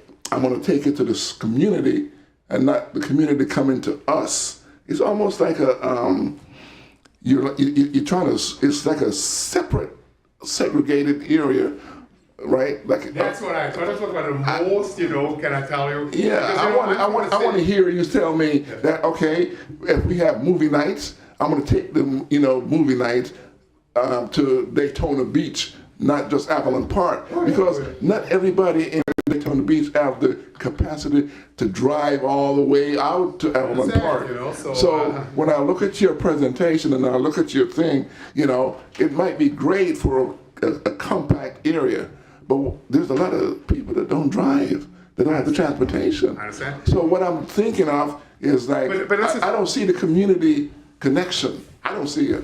Well, but see, I mean, one step at a time, you know, one town at a time. If everything would be like Avalon Park in Central Florida, you could stop to build roads, you know. I think what we may say, and you probably see, when you go up north, you know, you have these traditional towns, one after the other. People love it, property values are high, crime is low, and, you know, each town does its own thing. But here, I think we will be a benefit to the greater area because they can get in Avalon, and we're doing this for the fourth time, what they don't get otherwise. We're talking about economics. Orange County, we had nothing to do with it, and we can share it with you, just did a study because they wanted to know about 500,000 acres of developed land, where they are losing money, when they are making money. Because when, you know, a county or a city has to provide services like police, fire, sewer, water, building roads, it's important what an area planned development contributes back. And you would be surprised, Avalon is number one. The county makes 20 million plus profit, this Orange County, on Avalon Park alone, gains $11,000 an acre per, you know, acre in Avalon Park. And then there's these areas where they're doing low dense development, but they still have to bring roads out, sewer, water, fire, police still has to patrol. That's what they're losing. 86% of Orange County's land, they're losing money, you know, because of they're not building towns. They recognize, but I tell you the following. I mean, somebody who studies what we're doing said, why are not more people doing that, you know, and up and down, you know, the United States? And yeah, I have an answer for that, because it's much easier. And here, we're coming back.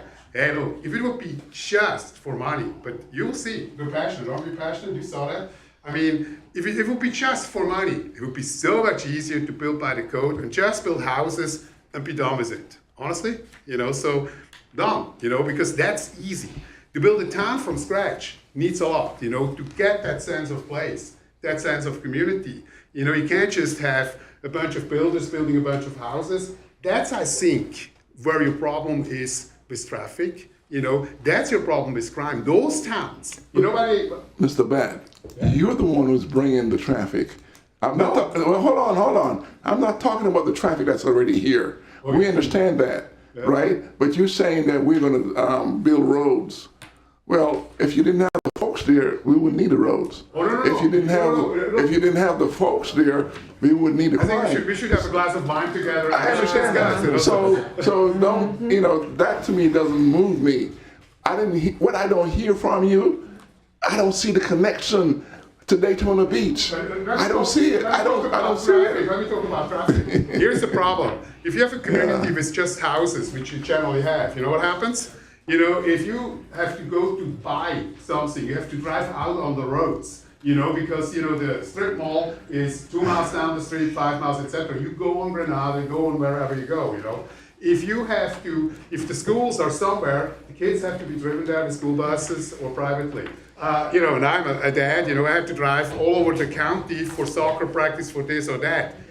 This is the beauty of Avalon Park. Live on or complain, they stay here. An average community here triggers 10 trips a day, you know, from a house, and you can, you know, generally family, 2 cars, maybe 3 cars, etc. Avalon Park contains, Avalon Orlando, half of its people there. They may go out for certain things, but they generally stay there. That's actually a great advantage of a live, learn, work, and play town because they don't go on your roads, you know. And the roads which we're building under the county benefit, you know, the rest. I mean, we're building roads now. I mean, if we can get started, we have no residents, but these are roads who are doing very important east-west connectors which you don't have, you know, will relieve Granada, will relieve other things, but we don't have residents. Once we have the residents, and if we can build, with your approval, this town, our residents will be mostly contained. Mr. Lee was here yesterday. Hey, look, I'm a good example. My office, you're in my office, you know, so it's on the 4th floor of a building. I eat downstairs, where I have 10 restaurants, we have 28 restaurants. I go to the gym, I walk across the street, have a townhome 100 yards up the street. I never need a car. I use it too, particularly if I have to come to Daytona to have attend a hearing tonight. That's obviously. But in Avalon, there's so many people, and it's a big advantage for kids as well, because they bike to school. You know, they don't have to be driven to school. Come on, see me. Look, it's making my pleasure, to convince you that building towns, small towns, towns where people have a sense of belonging, towns with all kind of housing for every income, is a better way than just to build what most of the region is, just homes, single uses, and then somewhere a strip mall, somewhere an office park. That's your problem. That's why you have traffic. I mean, traffic, and by the way, traffic is not always a bad thing. You know, I know areas, they don't have any traffic, you can always find a parking spot. These are generally, you know, economically depressed areas, you know. So I wanted to believe, and I believe in Daytona. I believe as well. I mean, when I first came to the United States, I lived in Fort Lauderdale. I was homesick, you know, because I lived in the suburbs. Every time I needed something, I had to get in my car, so I wouldn't see people, etc. When I now look up and down the Atlantic coast, I think Daytona has an opportunity to really, really get a live, learn, work, and play town. And, you know, generally, I mean, we do this in Pasco County as well, in Wesley Chapel. Yeah, they pay us to do it to a certain extent. I think you guys negotiated a deal where we are building public improvements, but it appears a little bit we have passion, what we're doing, we have followers, and I think, did I answer some of your questions? I would like to ask a couple questions. Are you coming to Avalon once that I can show it to you? I'm good. I'd like to ask a couple questions. I think they might help with Mr. Robinson's question as well. So this is some of what I witnessed there. And I guess what I would ask from you is like, okay, for example, you guys built a football field for a school, okay? And I think I'm sorry, stadium, yeah. So before I say that, I'll say Mr. Robinson, I think is really what he's saying is, what is going to be the community interaction with Daytona Beach from Avalon Park? What is going to be the bleed over? How are we going to integrate together? What is the benefit that the city's going to get from that other than an increase in tax roll, right? So again, the increase in tax roll is a big deal. No, I don't think anybody would deny that. But what I saw too was that it wasn't just about Avalon Park. It was things were going on outside of Avalon Park and they needed help. And you guys identified those problems. Like they needed a football stadium. That school is not in Avalon Park that they bought that stadium for. So close, but I don't know. So the public schools, I would ask, are every person going to the public schools in that community, they only live in Avalon Park? Oh, no. I mean, look, we have a school population that's a very good point, of 12,000, and we probably have a third from Avalon Park. The others come into Avalon Park during the day. And actually, we build charter schools, for example, which we co-own. And it's an interesting phenomenon because we have jobs there too. Sometimes parents who work at Avalon Park but don't live at Avalon Park, they come from somewhere else. That could be in Daytona too, but they bring their kids to our charter school. Mm-hmm. So it's much better for them because they work in Avalon Park. The most cases, and that was a very good question, a very good observation. Yeah, there's a lot of kids coming in, into the schools. The high school which we have, a high school generally is always for a region or for an area, not just for one, development. And, yes, I mean, people come in for school as well. And I mean, who built those schools? Look, I tell you a good story, and I mean, I'm good. I think, it's a fun evening for me and for you. So when you may remember in 2003, 4, 5, school overcrowding was one of the biggest problems of Central Florida. There was a gentleman, good friend of Jeff, who became a senator, Mel Martinez, came up with the Martinez plan. I guess the developers hated him for that because he said, no schools, no development. We were a development of regional impact, we were grandfathered, but I sort of realized, if we don't build schools, we will be shut down. So we, like a city, if we can't provide those services of schools, nobody wants to move. If we don't have school seats, school had 2,000 students at the elementary school, capacity of 900. Who wants to go to that school, / who wants to live in that community? So, tensions were high. School board chairman had a town hall meeting, school board chairman had a town hall meeting, and he came up with, people were upset because their kids didn't got a good education, and you remember it, and everybody remembered it. And he said, ladies and gentlemen, I have the best solution for school overcrowding. He said, stop having children, move away, So, but that didn't go well over, with the audience. And we have a newspaper, which we'll publish here too, the Avalon Park Sun, to dialogue with the neighbors. And we just wrote the story and we quoted him. So he called me and said, I thought we were friends. Why are you attacking me? I said, well, they just quoted you. So we met and we figured a way out. We said, look, we need schools now. Because a parent who has somebody who goes to middle school next year can't wait 5 years, then it's not anymore a middle schooler. So I said, okay, we can build you schools. You don't have to pay today. You have to pay us back eventually. We'll own the schools. And we worked out a plan which has never been done so far. And there's a lot which you will see what Avalon has done and others not, because we're really not developers. I'm not a developer. I'm an entrepreneur. I'm a town builder. So we built those 4 schools. It was a middle school, it was an elementary school, it was a tech school, eventually a charter school. And the school board paid us back over time. We hold them, but we solved the problem immediately.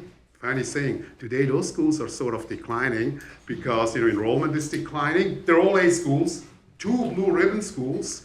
And that's kind of like when you look deeper into Avalon Park's relationship with government, with the county, with the school board, with the state, etc. We always kind of look, where can we do something together?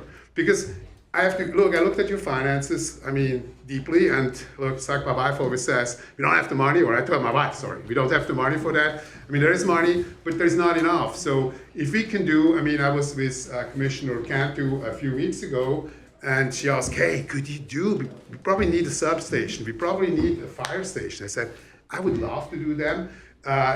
We would do them in public-private partnerships, and we would look at the city and would say, well, at the moment, do you need this? And very often what we hear, up and down, from cities, counties, we really need it, but we don't have the money, and it sounds like, almost everybody's in that situation.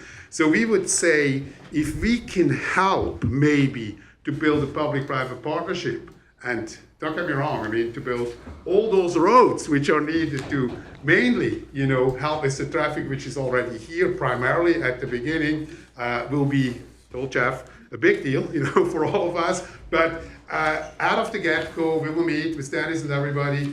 I'm sure there's a bunch of needs which we don't have. We don't have residents at the moment, but which Daytona Beach as a city may have, and which we may, Stacy Cantu brought up police station or fire station in that area. I would be happy to sit down tomorrow, if you want, and say, how can we accomplish that? And I'm almost 100% sure that you will tell me then, yeah, we need that, but we don't have that in the budget, and it will be 3-4 years, etc. And that was the concept which we did. It was the question with the schools. We built the schools when they were needed. The school board paid us when they had it in the budget. Seems to be a good deal. It was good for us too, because we partnered with the schools. I tell you something, we sent the teachers of Avalon Elementary around the world. We sponsored those trips because we found out teachers were often the least paid people. Some have never left the state. But if you teach children, wouldn't you want that those teachers have seen some of the world? If they talk about the Great Wall in China, if they have seen it, it's a totally different teaching. And we felt, let us do this, because if we get an A school, then we have a great school. I want to tell you something else. Generally, a developer big or small, comes to government and says, hey, I own land, I need entitlements for that land. And then what we did back and forth, once they have the entitlements, they build infrastructure, and then they start to sell portions of that development off. Once the project is done, the developer is gone. The city, the county deals with traffic, drainage, flooding, all kind of things. In our case, you can come there. Sorry? No, I was going to say that's exactly where I was going with this. And that's the difference here. And, I'm happy when we do smart growth and we develop. I think everybody here agrees with that. That's what we want, right? We want to go about this the right possible way. And, my problem or my issue often with developers is, and I sometimes make the comment that they're like strip miners sometimes. They come in, they buy up a piece of land, they want the maximum amount of entitlements, and then they start selling off the project to everybody else. And here we are in front of a developer who's asking to do a project where that's not their philosophy. I think you do a disservice sometimes to yourself when you say you're building a town, because you're building a community. And what we want, I think, in Daytona Beach is we want all of our neighborhoods to be their own little communities as well, and that have a way to integrate together as a city. And you're building a community that you plan to be invested in and be a partner in, and that means you're going to be a partner in it with the city as well. And you're here to be able to invest in those problems that are going to come down the road. Things are going to come up. I mean, who knows what they will be, but to know that you have a developer who's not walking out the door as soon as they have a chance to sell it is a big deal for me. To add to this, and this is kind of like where we're aligned with a resident. I talk to a lot of residents. I go in the restaurants in Avalon Park, Orlando, and we'll do it here. The alignment of city, resident, and developer happens then in our case because we own most, and you saw it on Monday, of downtown Avalon Park, Orlando. So now, if the community becomes a bad reputation for whatever reason, bad schools, drainage problems, traffic problems, etc., what generally happens, or always happens, property values go down, maybe crime goes up. We're by far largest property owner in Avalon Park, Orlando. We own all these buildings. So if a resident says, oh, we have a problem, we are the first who want to fix this problem. Because if you don't fix those problems, property values go down and we got hurt the most. And that's the alignment with an invested development company. Our business philosophy is a little bit, the houses will be owned by the residents, but if you own downtown, then we have a very vested interest. And that vested interest makes us aligned with you as a city, with every resident. We may not always agree how to exactly get there, because there is a lot of, and that's why we do town hall meetings, and certain things obviously we have to look at it's economical. I mean, look, people ask us all kind of things to do. I mean, we want to now do an Olympic-sized swimming pool. I think we have ideas, but not out of the get-go, but the alignment, I think I can demonstrate to you in every single aspect. Okay. I have just a quick question or comment. I think for me, the project is a great project. That's not my concern. I'm glad that you choose Daytona, not a problem. My problem or my concern is the modifications that you're asking for, the number of modifications. And I heard you said loud and clear that you'll work with us to make us happy, right? Promise. Okay, so the two that I'm really concerned about is the zero lot allowance and then the parking. So those are two of my things I'm looking at. The signage, I'm good with the signage. So those are the two areas I'm concerned. Can you address those? Generally, people always think when they drive into an area in the suburbs, they can park in front of every building and immediately walk in. I mean, if you do it downtown, you may have to walk 50 yards. Your parking spot is there. So we're hearing and we're watching, Margaritaville very closely. And, we believe we should have been here before they did it. There's a bunch of challenges which we clearly will avoid because, again, we care for our property values and the surrounding area. So here's another thing, on-street parking, for example, and we can have, that will take till midnight about on-street parking. Is it safer or is it not safer? I'm coming from a town in Switzerland. I'm sorry. The question is pretty much about the number of parking spaces, especially when it comes to the houses and the residents and so forth. those will be my questions I agree, and so I agree. forth. It's an important question. Off street, on street, I mean, I'm all right with it. It's just making sure that we have sufficient parking because there are areas we go into, there's no And, parking. every time we build a building, every time we build, and the buildings are different. We own and operate an assisted living facility. Nobody drives there. You don't need 200 parking spots, 410 residents, and nobody drives. But then there is other, I Like think your things like this, I can assure you we'll housing. provide adequate parking for what we're building there. That's in our best interest, So although we would love if many people like myself in Avalon Park, Orlando, could just walk from, Understood. that would be the ideal.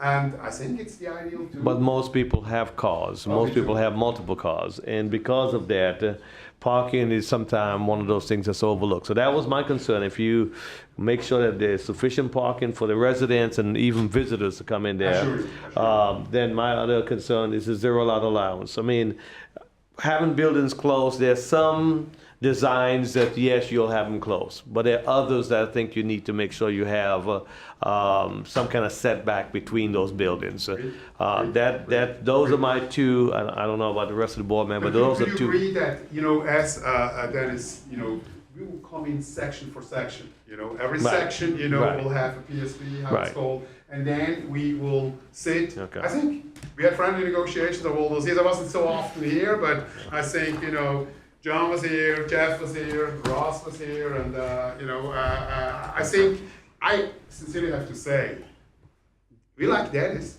We like him. And now because I think, sometimes he understands what we want to bring here, and I think the dialogue will be, come to the table, so will be for the best of the city of Daytona, for the region, because this is what's generally called the development of regional impact. So we have to watch what you're concerned of, not only what happens in Avalon Park, but what Avalon Park does, how it affects everybody who sits here in the audience, which I'm sure will hear, and I'm happy, and look, I can tell you one thing. If you are content to leave everything as it is in Daytona Beach and in Volusia County, no more buildings, don't do it, then I don't think I have a solution. If you're here and if you want to have, you said, smart grow, which, gets used often, I can assure you too, this is exactly what a region is looking for, and that's generally where, will it be just built overnight? And that's where I always manage a little bit of expectation. People come to us and then they, in a half year later, say, hey, where's the downtown? I say, well, we haven't even gotten a building permit, so it will take time. But that is good too, because in that time, the dialogue will occur.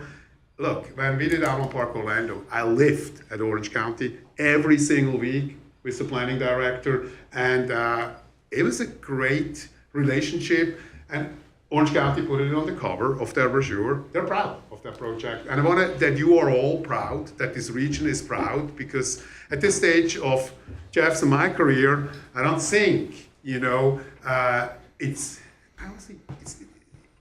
want to build a town passionately, because that's what we're doing, right? So thank you very much.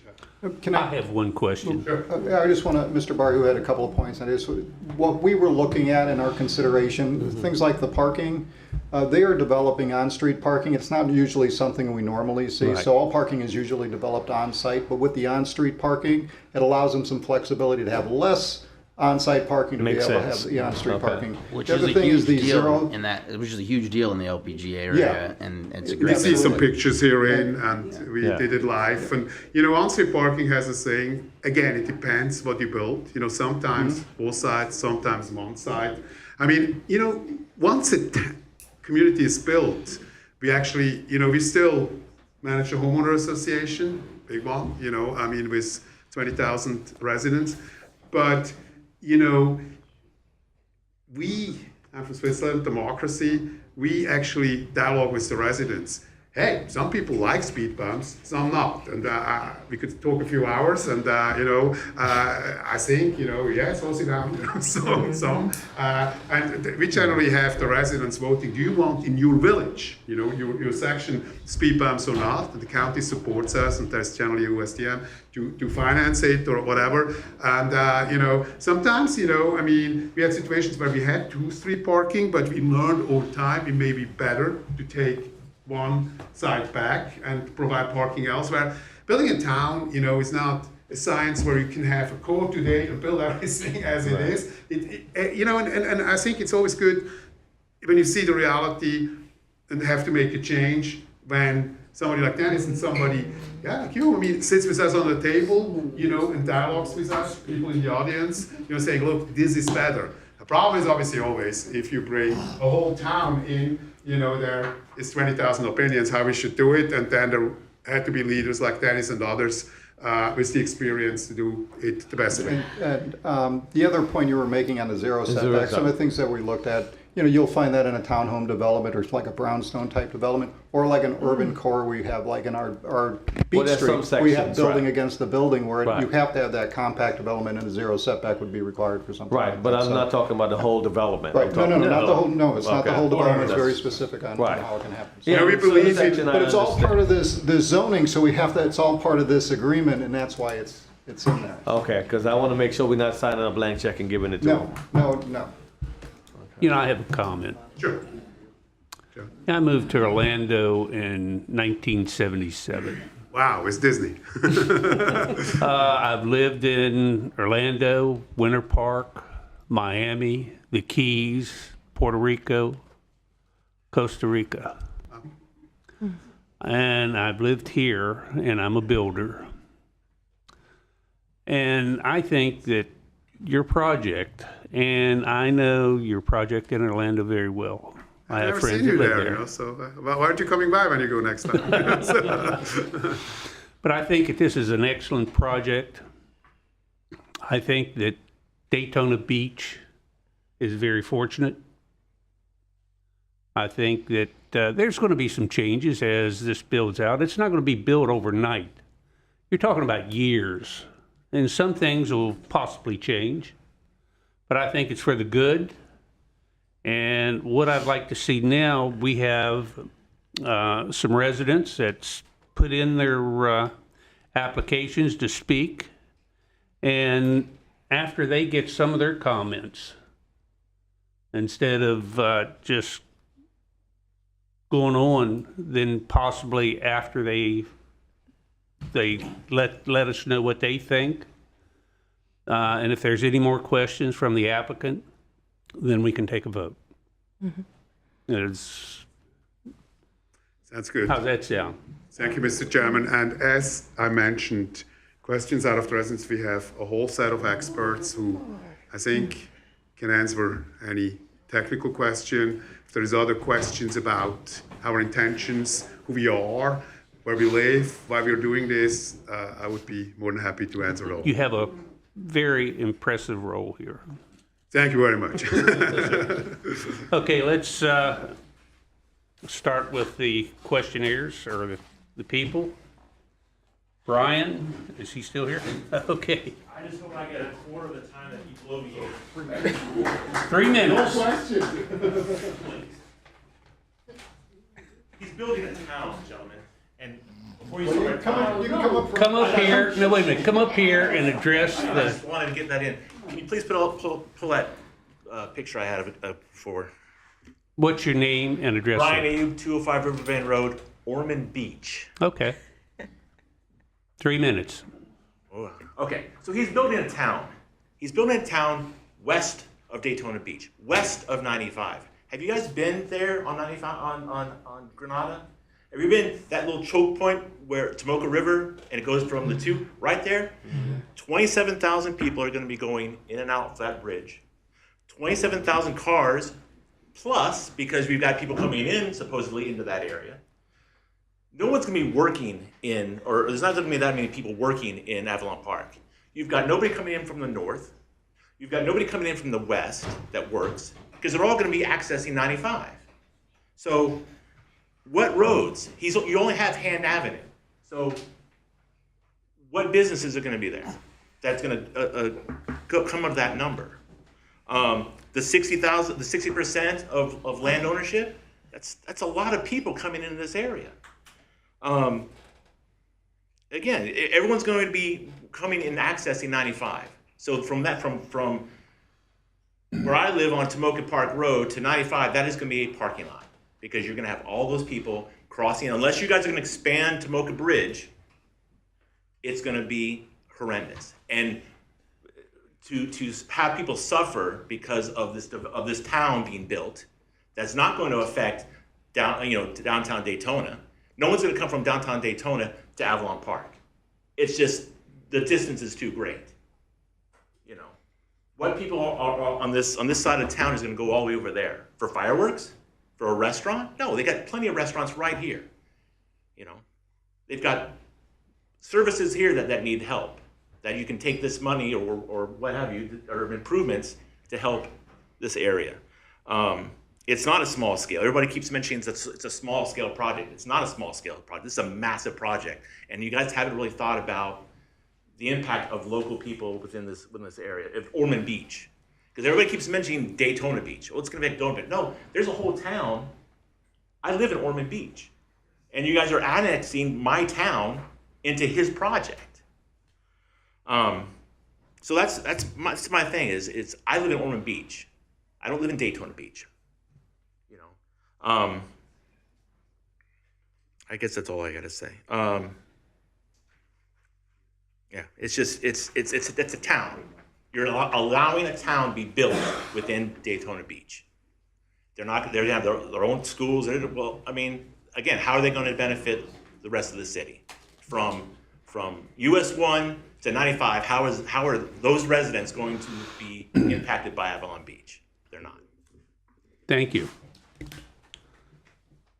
The next speaker, Mr. Gentry.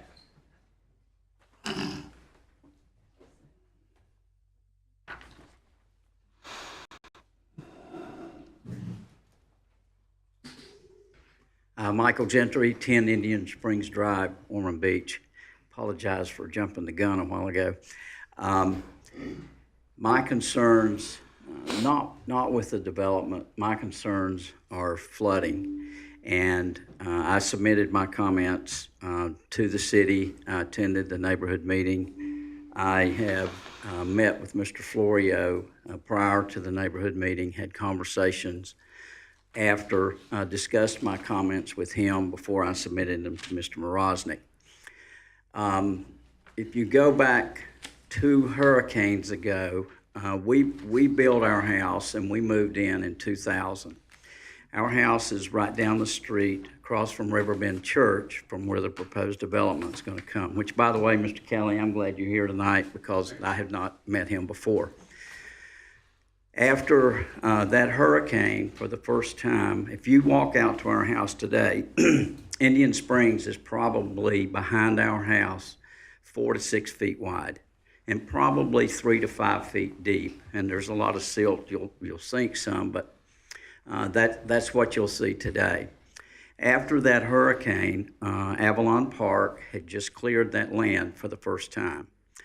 And the next morning, when we woke up, got out, that spring had touched the stem wall of our pool on the back of our house. When I went out to State Road 40 and looked west, and my mother-in-law lives in Breakaway Trails, the water was coming across the road to the on the east 2 lanes like I had never seen before. As I went down there with my phone and I videoed, and the water was gushing over from Avalon Park's property. First time ever. Fast forward, the next hurricane, same thing, and it touched our stem wall again. Recently, after I call it the 500-year storm, and depending on where you live in Volusia County, it was somewhere between 18 and 22 inches. The water was 4 feet up on our stem wall and touching the back of our house. Once again, coming from that property down the ditch, and from Breakaway to the west and from Timber Creek to the east, it all funnels to a culvert behind our house. It can't handle it. I was surprised when I attended the neighborhood meeting to learn that part of the concept in the future of this property is to drain water toward the Tomoka headwaters and through a slough that runs up beside Timber Creek. But when it gets there, then it's going to go back to that same ditch and run down to the culvert behind our house. And just one final point, if I may, Mr. Chairman. In hearing the exceptions and whatnot for the code and the buffers, all I would ask is that the corridor along State Road 40, whatever the code buffers are, they should be maintained. Thank you. Thank you. John Nicholson.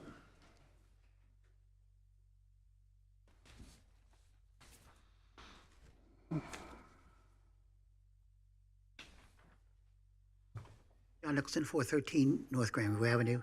About 40 years ago, the city of Daytona Beach was thinking of putting in a place called LPGA, and a gentleman named Jack White came up with a concept. He'd been reading his developer and said, we don't want the typical, lot lines. We don't want everything bulldozed and exactly all the houses the same distance apart and whatnot. LPGA didn't come out that way. But he was talking about also bringing in nodes. He didn't call them cities, he called them nodes. He said what we need is, instead of having all of these houses, have an area where they can have a grocery store, they can have a business, so they didn't have to come all the way into town and clutter the roads. Because you can only build a road so wide. Afterward, you just have to stop. So he said, if you have these communities with the nodes in all of them, everybody benefits. Because they can live, work, and play in the area. And when there's something like Midtown, people in Midtown don't just stay in Midtown. Those of us on the beach side don't just stay on the beach side. Beach side is a city. Ask Kathy Washington, she's heard of 2nd Avenue. She's old enough. But 2nd Avenue was a town, basically. They lived and worked in that location. Martin Luther King, south of ISB. We had Main Street. We had the boardwalk. We had like 7 towns in the city of Daytona Beach. Now we have more towns. We have a place called Margaritaville. That's right. Which is the exact same thing as he's proposing. And nobody says that they only live in Margaritaville. We have several coming over to our church on Beachside. They're active in the community. Who's to say that these people are not going to be active in the community? They're never going to go to the Peabody. They're never going to go to the Ocean Center. They're never going to go to the beach. They're never going to go downtown. The idea that this is a city is our benefit. The idea that we're going better than we've had in the past is not something to worry about. Getting better is good. Getting more, an increase in what you have. If you develop smarter, if you develop more intelligently, those are not bad things. We need to improve the stock that we have. We need to improve the way we develop, which is exactly what he's doing. Thank you. Thank you. The next speaker, Robert Gilmore.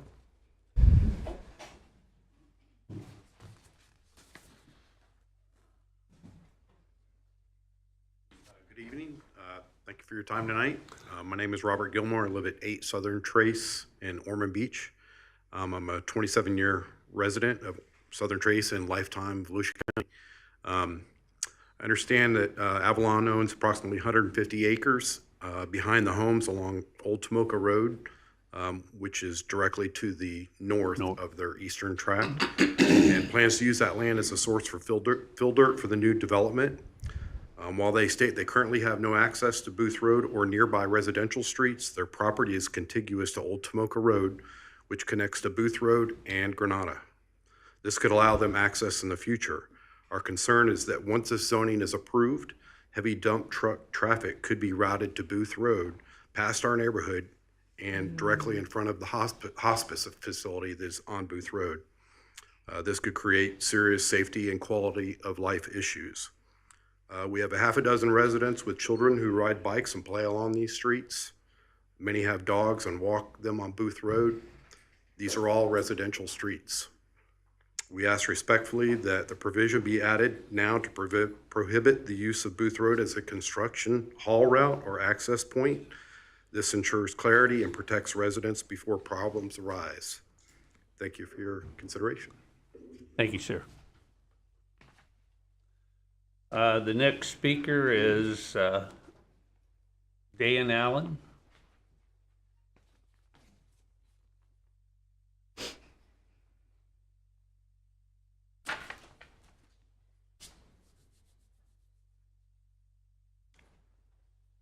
My name is Dan Allen. I live at 19 Southern Trace Boulevard. I've been there 24 years. We moved up here to live in a nice, quiet community. We love living there. One of the issues that we're going to have, I'm also a retired general contractor. And as such, I know how these truck drivers drive, especially when they're hauling a lot of dirt and they have a schedule and they have to keep it rolling. When we come out of our subdivision, if you look to the left, there's a really bad blind curve there. Now, if you look to the left, no cars are coming, and you look to the right, okay, then you look back to the left, there's no cars coming. If you look away to turn, let me tell you something, there's a car right there. Now, I can't imagine all the trucks coming and going both ways. What kind of a hazard that is going to be. There will end up being a bad accident with a big dump truck and a small car with probably a senior citizen in it, okay? And this goes through where they use that road. Mark my words, it's gonna happen. The traffic is already horrendous for us going out. We have to wait and wait and wait when we get out to 40, okay? So these trucks going back and forth is a bad idea. One thing the developer said I thought was a really, really, really good thing to bring up at this point. They make lots of roads. They need to make another road somewhere else going in there, a dirt road or whatever. That's all dump trucks need, but to stay off of our main road. Okay, that's all I have to say. Thank you. Our next speaker, Chuck Blair. While Mr. Blair is coming up, just point out to you that we did receive an email from a Mr. Dwight Durant, which I included in all of your folders, yes, which is the same situation that they were talking about with the construction traffic on Booth Road. And there's a map, there's actually an aerial that shows what they're referring to with that as well, so for your reference. Chuck Blair, 212 Riverbend Road, Ormond Beach, Florida. Been there almost 20 years. I do have a few questions. One to you, ma'am, over there. How many residential homes did you say were approximately? 8,000 something? And how many multifamily homes?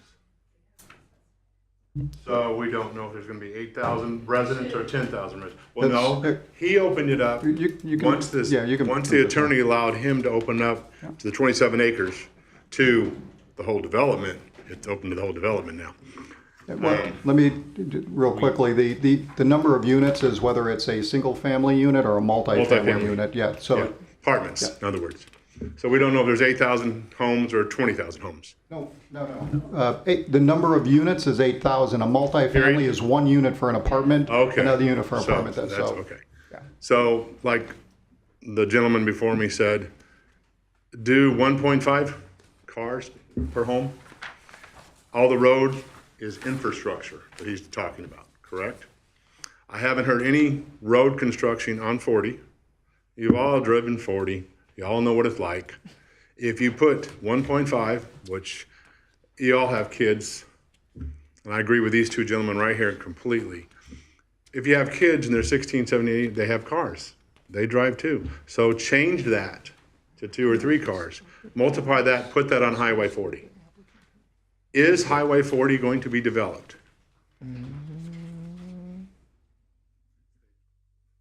I know that's a question for them. Next question. Waivers and modify. Basically, you're given a blank check, because I know you guys are in favor of this. It's obvious, quite obvious. Did you say yes? How can you just, I know we modify everything in the world. I've been in Avalon Park for 27 years. I do a lot of work over there. I'm an industrial hygienist and an environmental consultant. And I'm in your property at least 3 times a week. Come and see me. It is a nice property, but the 0 lot lines that they're talking about won't work. It doesn't work over there. And I can testify that because I'm there 3 times a week. I don't know where your office is. I would come see you. Above the marketplace. Okay, I know where you are then. I'm just concerned with the development of 40, because we are right off 40 in Timber Creek. And if you're, I know you're Daytona Beach and I'm in Ormond Beach. What's going to happen to the traffic? We're going to have more accidents and more deaths? Thank you. I'm there 3 times a week. Doing all kinds of testing. Miss Ann Ruby.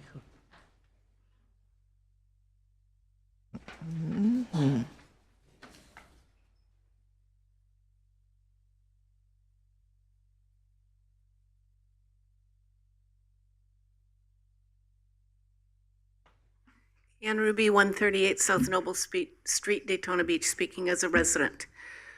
I would like to speak on a couple of things. 0 lot lines and reduced number of parking spaces. If you're concerned about flooding, if you're concerned about making something economically viable for the city, 0 lot lines, high-density development is the way to go. If you look at the American Farmland Trust studies, they did over 150 studies. They showed that when you take vacant land and turn it into urban sprawl with large setbacks and large property lines, that it costs more to provide community services than they bring in revenue for the city.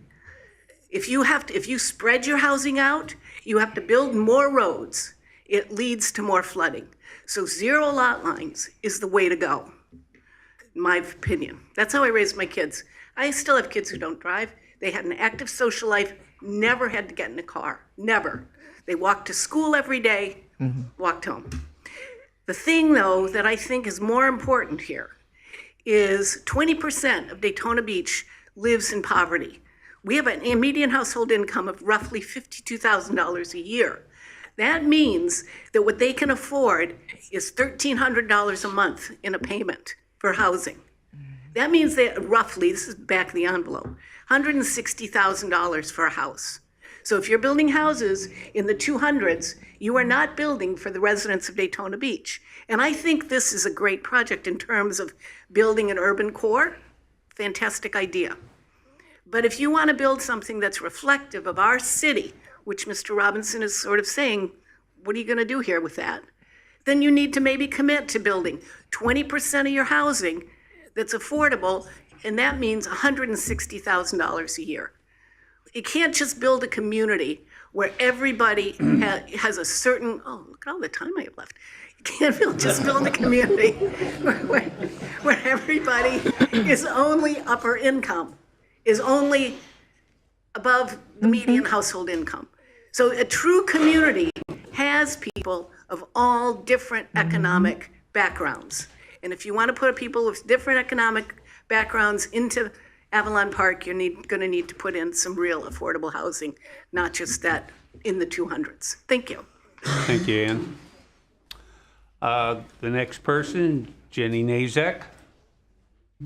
And that's the last one we have. If anybody else wanted to speak, fill out a green form and bring it forward and have an opportunity to speak. I'm Jenny Nazak, 501 Harvey. I've actually visited the Avalon Park in Orlando, and I think it's, okay, so the suburban lifestyle is kind of like a recipe for flooding and traffic. And I feel that this kind of town is a way to retrofit a lot of the ills of suburban sprawl to help remediate it a little, have some more stores near where people live, have a place where you can at least maybe stay there most of the day and do your work, live, play, and I think it will really help. I personally, if I were the queen of Daytona Beach, I would have brought all the high-density development, keep it all east of Clyde Morris. But I'm not the queen of Daytona Beach, and things happen. Like, society goes in different ways, and it's life. But then we have to be flexible to make things sustainable. I'm tired of seeing people, my friends, basically drop dead from the sedentary lifestyle. I'm tired of seeing farmland chewed up. Our local farmers having pressure to sell their farm when we need more food, like, kept locally within our state and so on. I think we need a lot. Like, I want a lot more density infill in my neighborhood and Midtown, but then also I believe this Avalon Park is going to be a new standard, and maybe it'll even get other developments motivated. Like, I was really happy when Margaritaville has a Publix or puts in some stores or whatever. We need that. We need it. I loved growing up in smaller, older suburbs in the 1960s and being a kid and being allowed to ride my bicycle and go to the grocery store and get food, or like go to the public library by myself.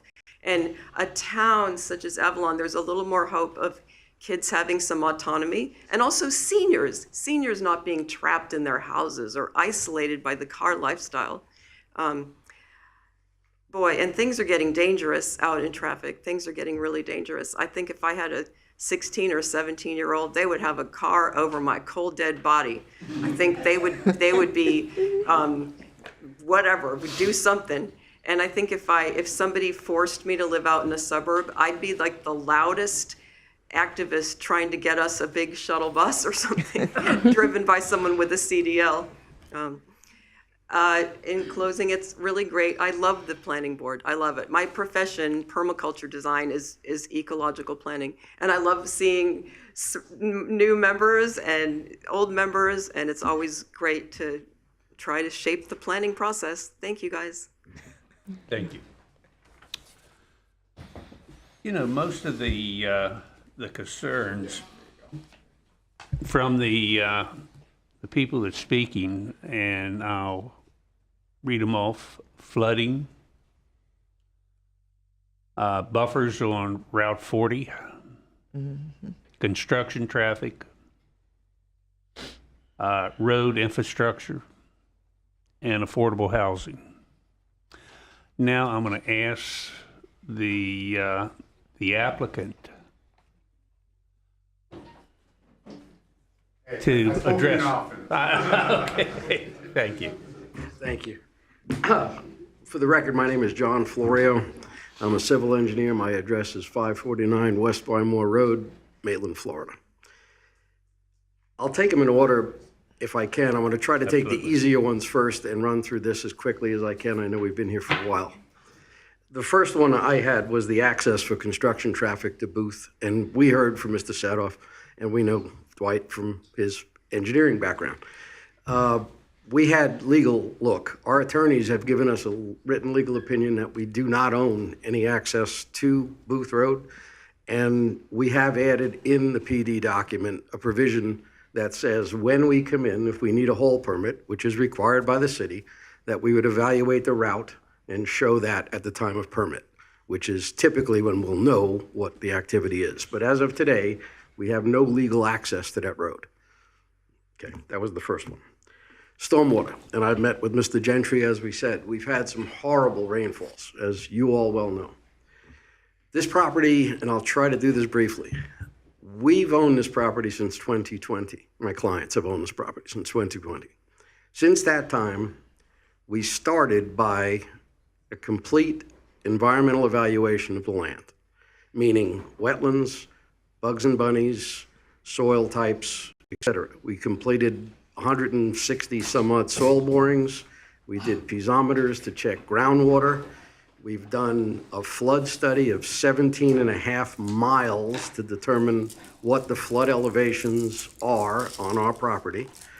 We've created and permitted a master stormwater system with the St. Johns River Water Management District that, because of our proximity to the Tomoka River and to the Little Tomoka River, requires effectively 1.5 times the treatment and attenuation capacity as most projects in today's criteria. Those are all in hand. And as a result, and I've told Mr. Gentry, and this is going to sound completely almost oxymoronic, part of the reason we're seeing flooding on State Road 40 is because there are virtually no facilities on this large piece of vacant property. And to deal with that, you have to build a stormwater management system. That's why they call it that. The routings of the water off property are governed by every regulatory agency that we know, all the way up to FEMA. We cannot increase a flood elevation off our property. We cannot discharge a larger volume of stormwater from our property than we do before we develop. And we have to prove that we retain and detain all of the runoff from the developed area as it moves on. So we believe the stormwater management systems, once implemented, will help the overall area. I'm going to move from there to State Road 40, and I'm going to do that for several reasons. We've met with FDOT. State Road 40 is a state road. We've met with them. They have plans to widen State Road 40. I cannot speak to their budget because, frankly, we've heard unofficially that the budget that was originally assigned to 40 may have been moved to LPGA for the interchange improvements. However, we can't verify that. It's just hearsay. In any event, the state is looking at widening State Road 40. They're doing plans for that. When we looked at our property, and as a design engineer, all of the things that you've all discussed are very important to us. Roads, drainage, utilities, all of the things you need to build anything. Doesn't matter really what it is. We realized that there was a real shortage of parallel roadways in this area, okay? There is really no north-south connection west of I-95 between LPGA and State Road 40. As you know, Margaritaville now comes in and stops dead end at the Priest Branch. Okay. There are really no east-west parallels between State Road 40 and LPGA. We took those facts and started looking at the project, the density, and meeting with the locals. We met with Daytona, we met with Volusia, we met with DOT. And in talking to Volusia County, we effectively created a plan that avoids the old process of a developer coming in, especially of a project of size, where a developer could effectively come in and say, I'm going to do this project, you guys do all of this math, and they do the voodoo of the traffic studies and all of the other good things, and at the end of the day, they say, if you give me $10 million, you could go ahead and build. And nobody really knows where that 10 million goes or when it comes back to the public. Contrary to that, we have executed an agreement. The city of Daytona Beach has executed the agreement, and Volusia County has executed the agreement, and it's on the public record. That agreement requires us to construct over $100 million of roadways, and that they be placed concurrent with the development. Again, these are all little nuances that usually get passed up in large projects. In this particular project, we can't move beyond our first piece until we get the next piece of infrastructure in at our expense. Hand Avenue, another good example. We've committed the rights of way, we've brought in neighbors, we've tried everything we could to make Hand Avenue a reality. I read this study that was done 18 years ago, I think, by the county to try to get Hand Avenue across. This agreement has the potential to do all of that, and it's executed and we're committed to it. And we're not ducking the responsibilities to have to do it. So State Road 40, the DOT someday will widen. I can't say when, I can't speak for them. We have buffers. Someone mentioned buffers. We have primary buffers, State Road 40 is 50 feet.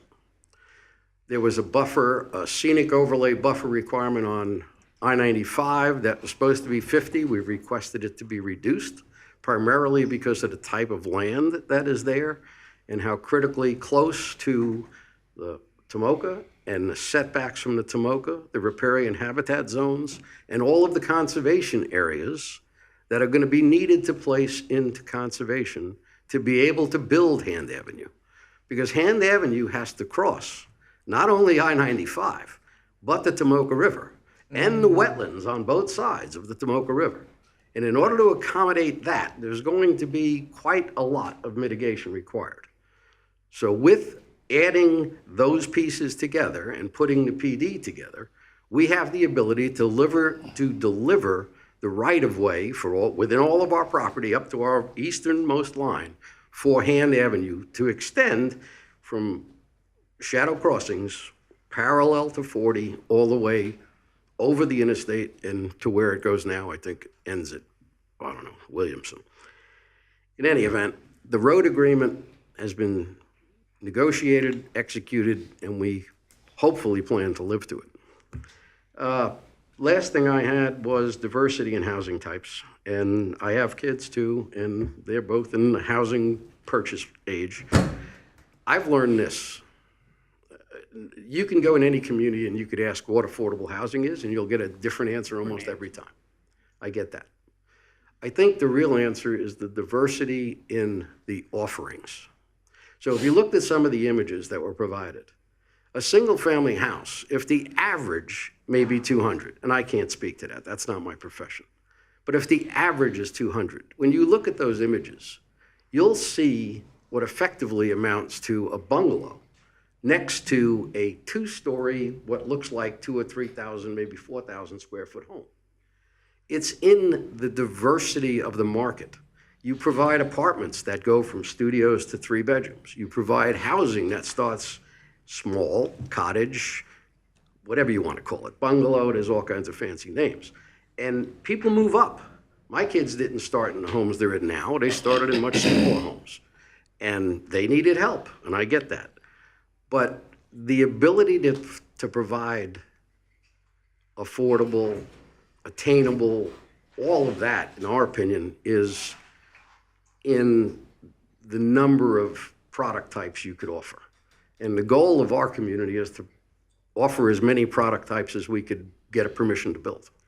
Everything from high-density apartments with small units and fairly lower rates to estate homes where people can have some area and yards and all the other things. So hopefully I've answered your questions. I could try to do more. If you have specifics, I'll be happy to help. You've answered all the questions that was brought up.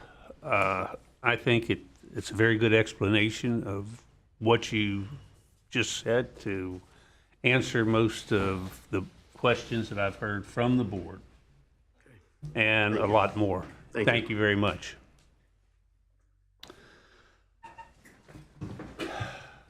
Okay, we've heard a lot of comments, a lot of questions. Hopefully they've been answered to your satisfaction. I think it's time to ask for a motion.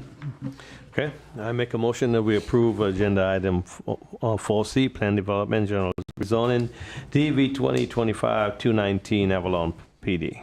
Second. You have a second? On the voting, I'd like to do it by roll. Not a problem. Mr. Barhu? Yes, if he keeps his word on those two things.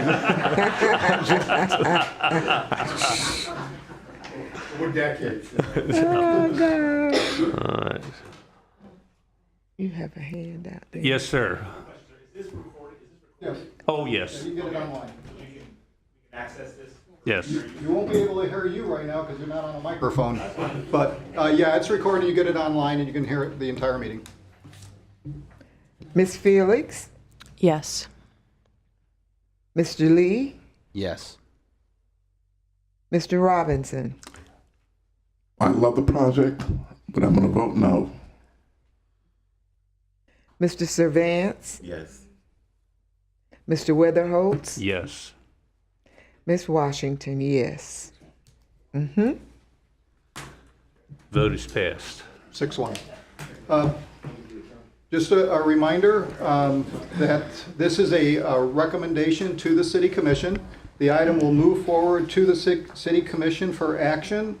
First reading will be on May 6th, right here in the chambers, and the public hearing will be on May 20th. That'll be an opportunity to speak at that meeting, the May 20th meeting. Thank you. Thank you, gentlemen. Okay. Give people a chance to turn off. Yeah. No, I don't, but I'm going to do. We have one more item to get to here at the planning board. Oh, I know it by heart. Thank you very much. I purchased 3 different pairs. Yeah, sometimes, and anybody that asks me, I give that to them. I might not answer you, but this is my card? Oh, okay. I'll You send can't to beat you. it. You're welcome, sir.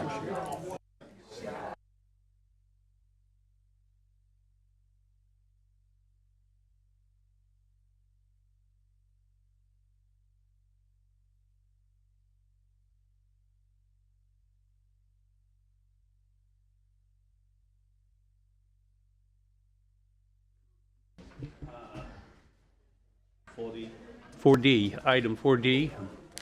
Okay. Item 4D. Hold on. C. Rear. D. Okay. Oh gosh. Item 4D, Affordable Housing Land Development Code Text Amendment, DEV 2025-641, Legislative Hearing. Thank you, Ms. Washington. This is an amendment to Section 6.22 Affordable Housing. Oh my God. This is a request by the Growth Management and Planning Department, Planning Division, to amend Section 6.22 of the Land Development Code to expand eligibility for affordable housing incentives, incorporate accessory dwelling units, otherwise known as ADUs, into the city's affordable housing framework, and streamline the review and approval process for qualifying affordable housing developments. This proposed amendment clarifies affordable housing development application, the actual definition of it, allows accessory dwelling units to qualify as affordable housing units with conditions, establishes administrative approval for qualifying affordable housing development applications, expands eligibility for impact fee waivers to include ADUs, and establishes standards for the proration of such waivers. The proposed amendments build upon the city's existing affordable housing regulations by addressing regulatory gaps and procedural barriers that may limit the production of affordable housing units. As directed by the City Commission, the proposed amendments are also intended to support incremental and small-scale housing solutions such as ADUs, which can provide additional affordable housing opportunities within existing neighborhoods. With that, staff recommends approval of the request to amend Section 6.22 of the LDC to expand eligibility for affordable housing incentives, incorporate accessory dwelling units, and streamline the development review process. A majority vote by the planning board members present and voting is required to recommend approval to the City Commission. The item is anticipated to be scheduled for City Commission first reading on June 3rd, 2026, and for second reading on June 17th, 2026. Is there any questions for staff? If not, I'll ask for a motion. I'll make a motion to follow staff's recommendation and approve 4D Affordable Housing Land Development Code Text Amendment, DEV 2025-641. Second.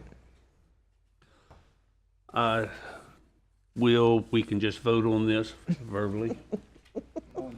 All in favor, say aye. Aye. All opposed? None. Issues passed.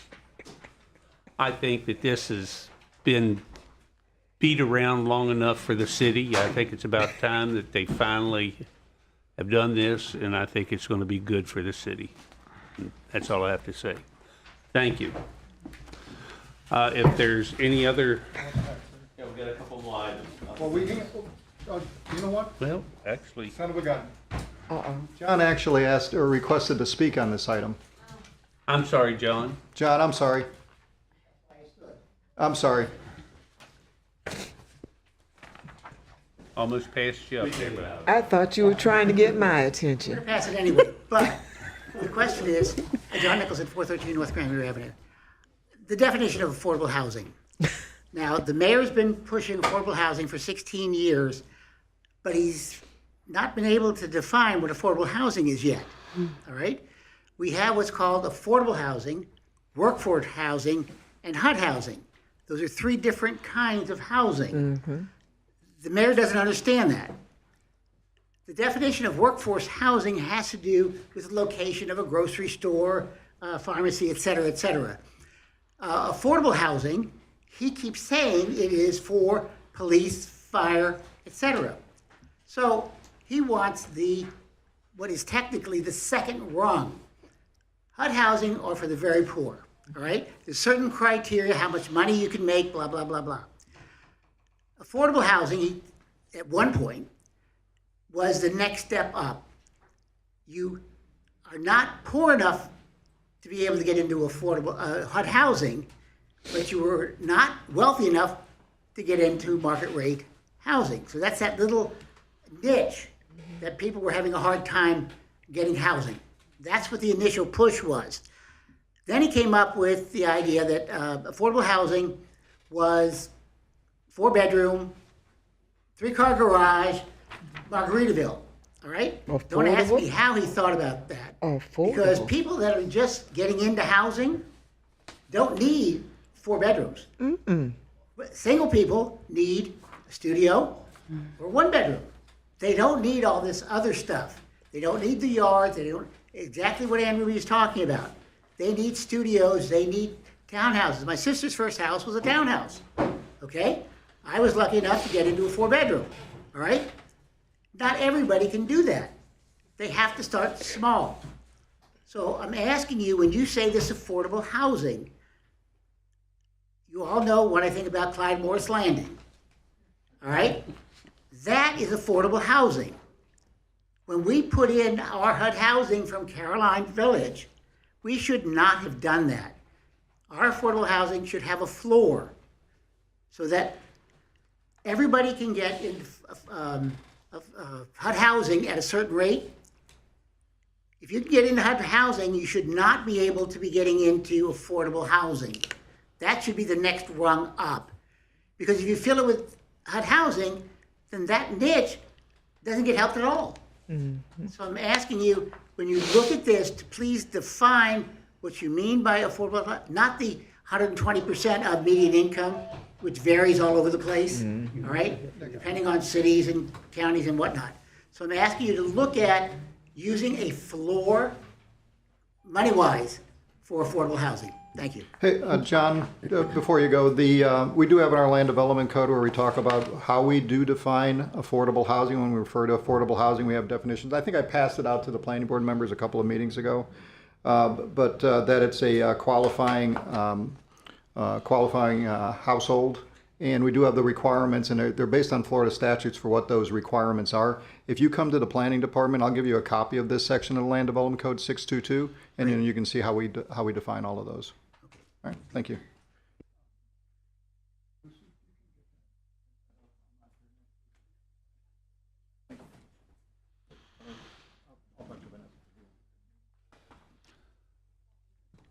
Is there anything else? Wait. We've got a list at hand. We're still here, Joe. Item 5, other business. You're very excited. I appreciate that. I have a 6 a.m. flight tomorrow, so. Yeah. Oh, my goodness. Item 5, and it just has other business. So you can go down those lists. Downtown Blue Road? Yeah, the Downtown Blue Road Development Area Board Report. Nobody's here. Nobody. Who does downtown? Midtown redevelopment. We had a brief, Wait, I'm sorry. Can I see your list right over there? I don't think we have a representative for the Downtown Blue Road redevelopment area. Is that correct? I don't think any of these board members. We have the full board right now.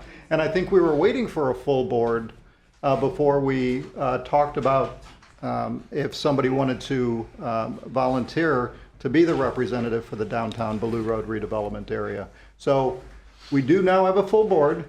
I don't want to surprise you with this and spring it on you, so we can talk about it a little bit over the course of the next month. But what it essentially is a representative from the planning board that sits on the redevelopment board for this particular one. This is a Downtown Blue Road, and they sit on that board, and then they kind of hear what's going on, and they can report back to the planning board is what they heard at that meeting. Okay.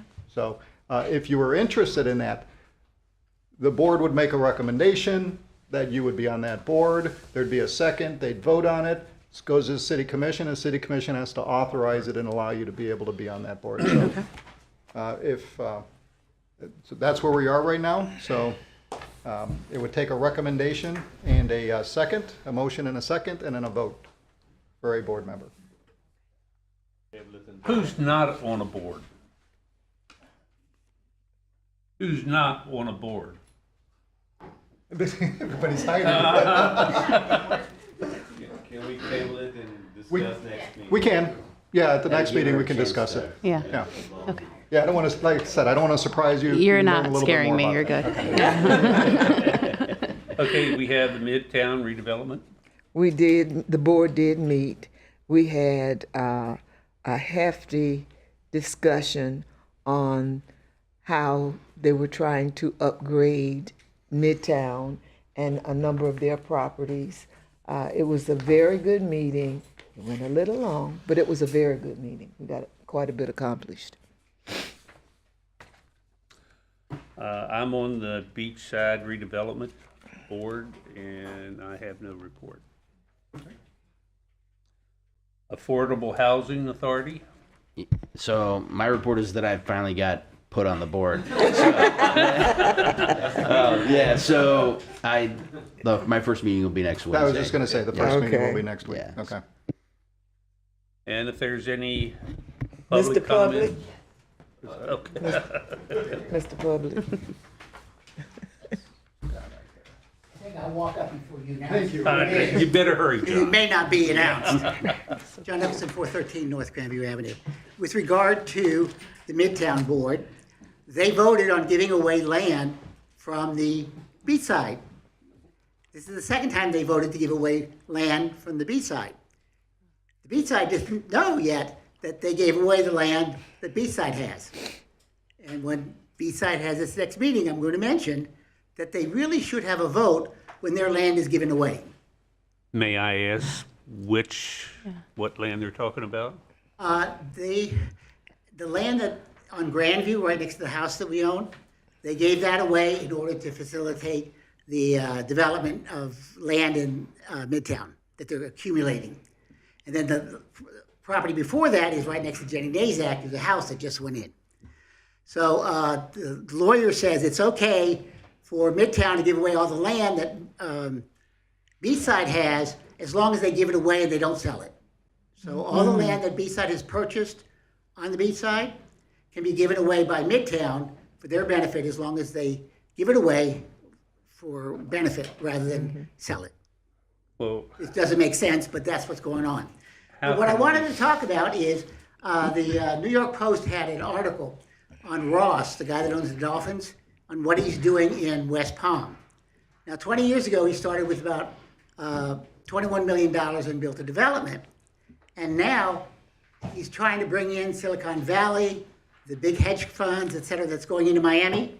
He wants them to stop in West Palm because of the money that's in West Palm. But he's talking about the development that he saw coming, and I'm seeing the same thing coming here as well. And people say, no, that's not going to happen. It is. I spoke in the past about Margaritaville coming and Mosaic coming, And the mayor said, no, absolutely not, it's not coming. I talked about Williamson and the development of the commercial, because commercial follows rooftops. And there is commercial. If you look out at LPGA, I know the mayor says it's not, but there's a lot of commercial out there. There are apartments out there. There's a development coming in on the beach side, on the old Pearl site, Black Pearl site. Huge, 158 units. It's called it's a Greek word. But anyway, $1 million condos, all right? Whoa. We have not had that since we had the Daytona Grand apartments. Okay. Now, Juanita May wanted to turn the $1 million condos into HUD housing, all right? I don't think we need to turn any more property on the beach side into HUD housing. No. All right? These condos at $1 million apiece is going to generate a lot of money, and if they go in and they sell, that's going to be a game changer. It is. Do you know anything So, about that? Mr. Chair, I'm the board attorney for the Midtown Redevelopment Board, and perhaps I misunderstood what was happening at the meeting. I didn't understand that property was being transferred from Beachside I to didn't Midtown. either. I do recall that there was a gentleman who developed property near Miss Nazak's property that he built an affordable unit on it, and he was trying to do the same thing Yeah. on 2 lots in Midtown, and so he was seeking a grant to get a waiver of certain utility connection fees that couldn't be waived under the code, and so it had to be something that the commission voted to allow him to. Basically, it gets paid and then paid back. And so the board was making a recommendation because there's a new policy that the city manager has initiated where every item before it goes to the CRA is brought before the board that is impacted or where the property is located. And so that was my understanding of it. Maybe I misunderstood what was happening, but I had understood that Mr. Collins, who actually used to serve on the Midtown board, he had developed property beachside and he was looking to develop 2 new units, and he was just showing what he had done on the beachside as an example what he intended to do in Midtown. Midtown. So, That was where I understood it.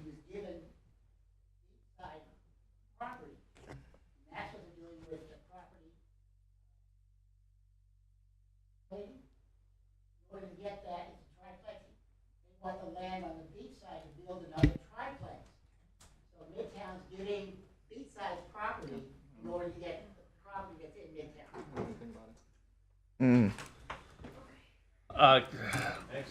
That wasn't the way I Well, what understood I'd like to ask is, I'd like to have some kind of information. I think we could probably put together a report and discuss with legal and the board and be able to present something or at least put in a package for the next meeting is what this is about. The house that they built beside Jenny, what is the cost of that? I don't know. I don't know. Selling it for $190.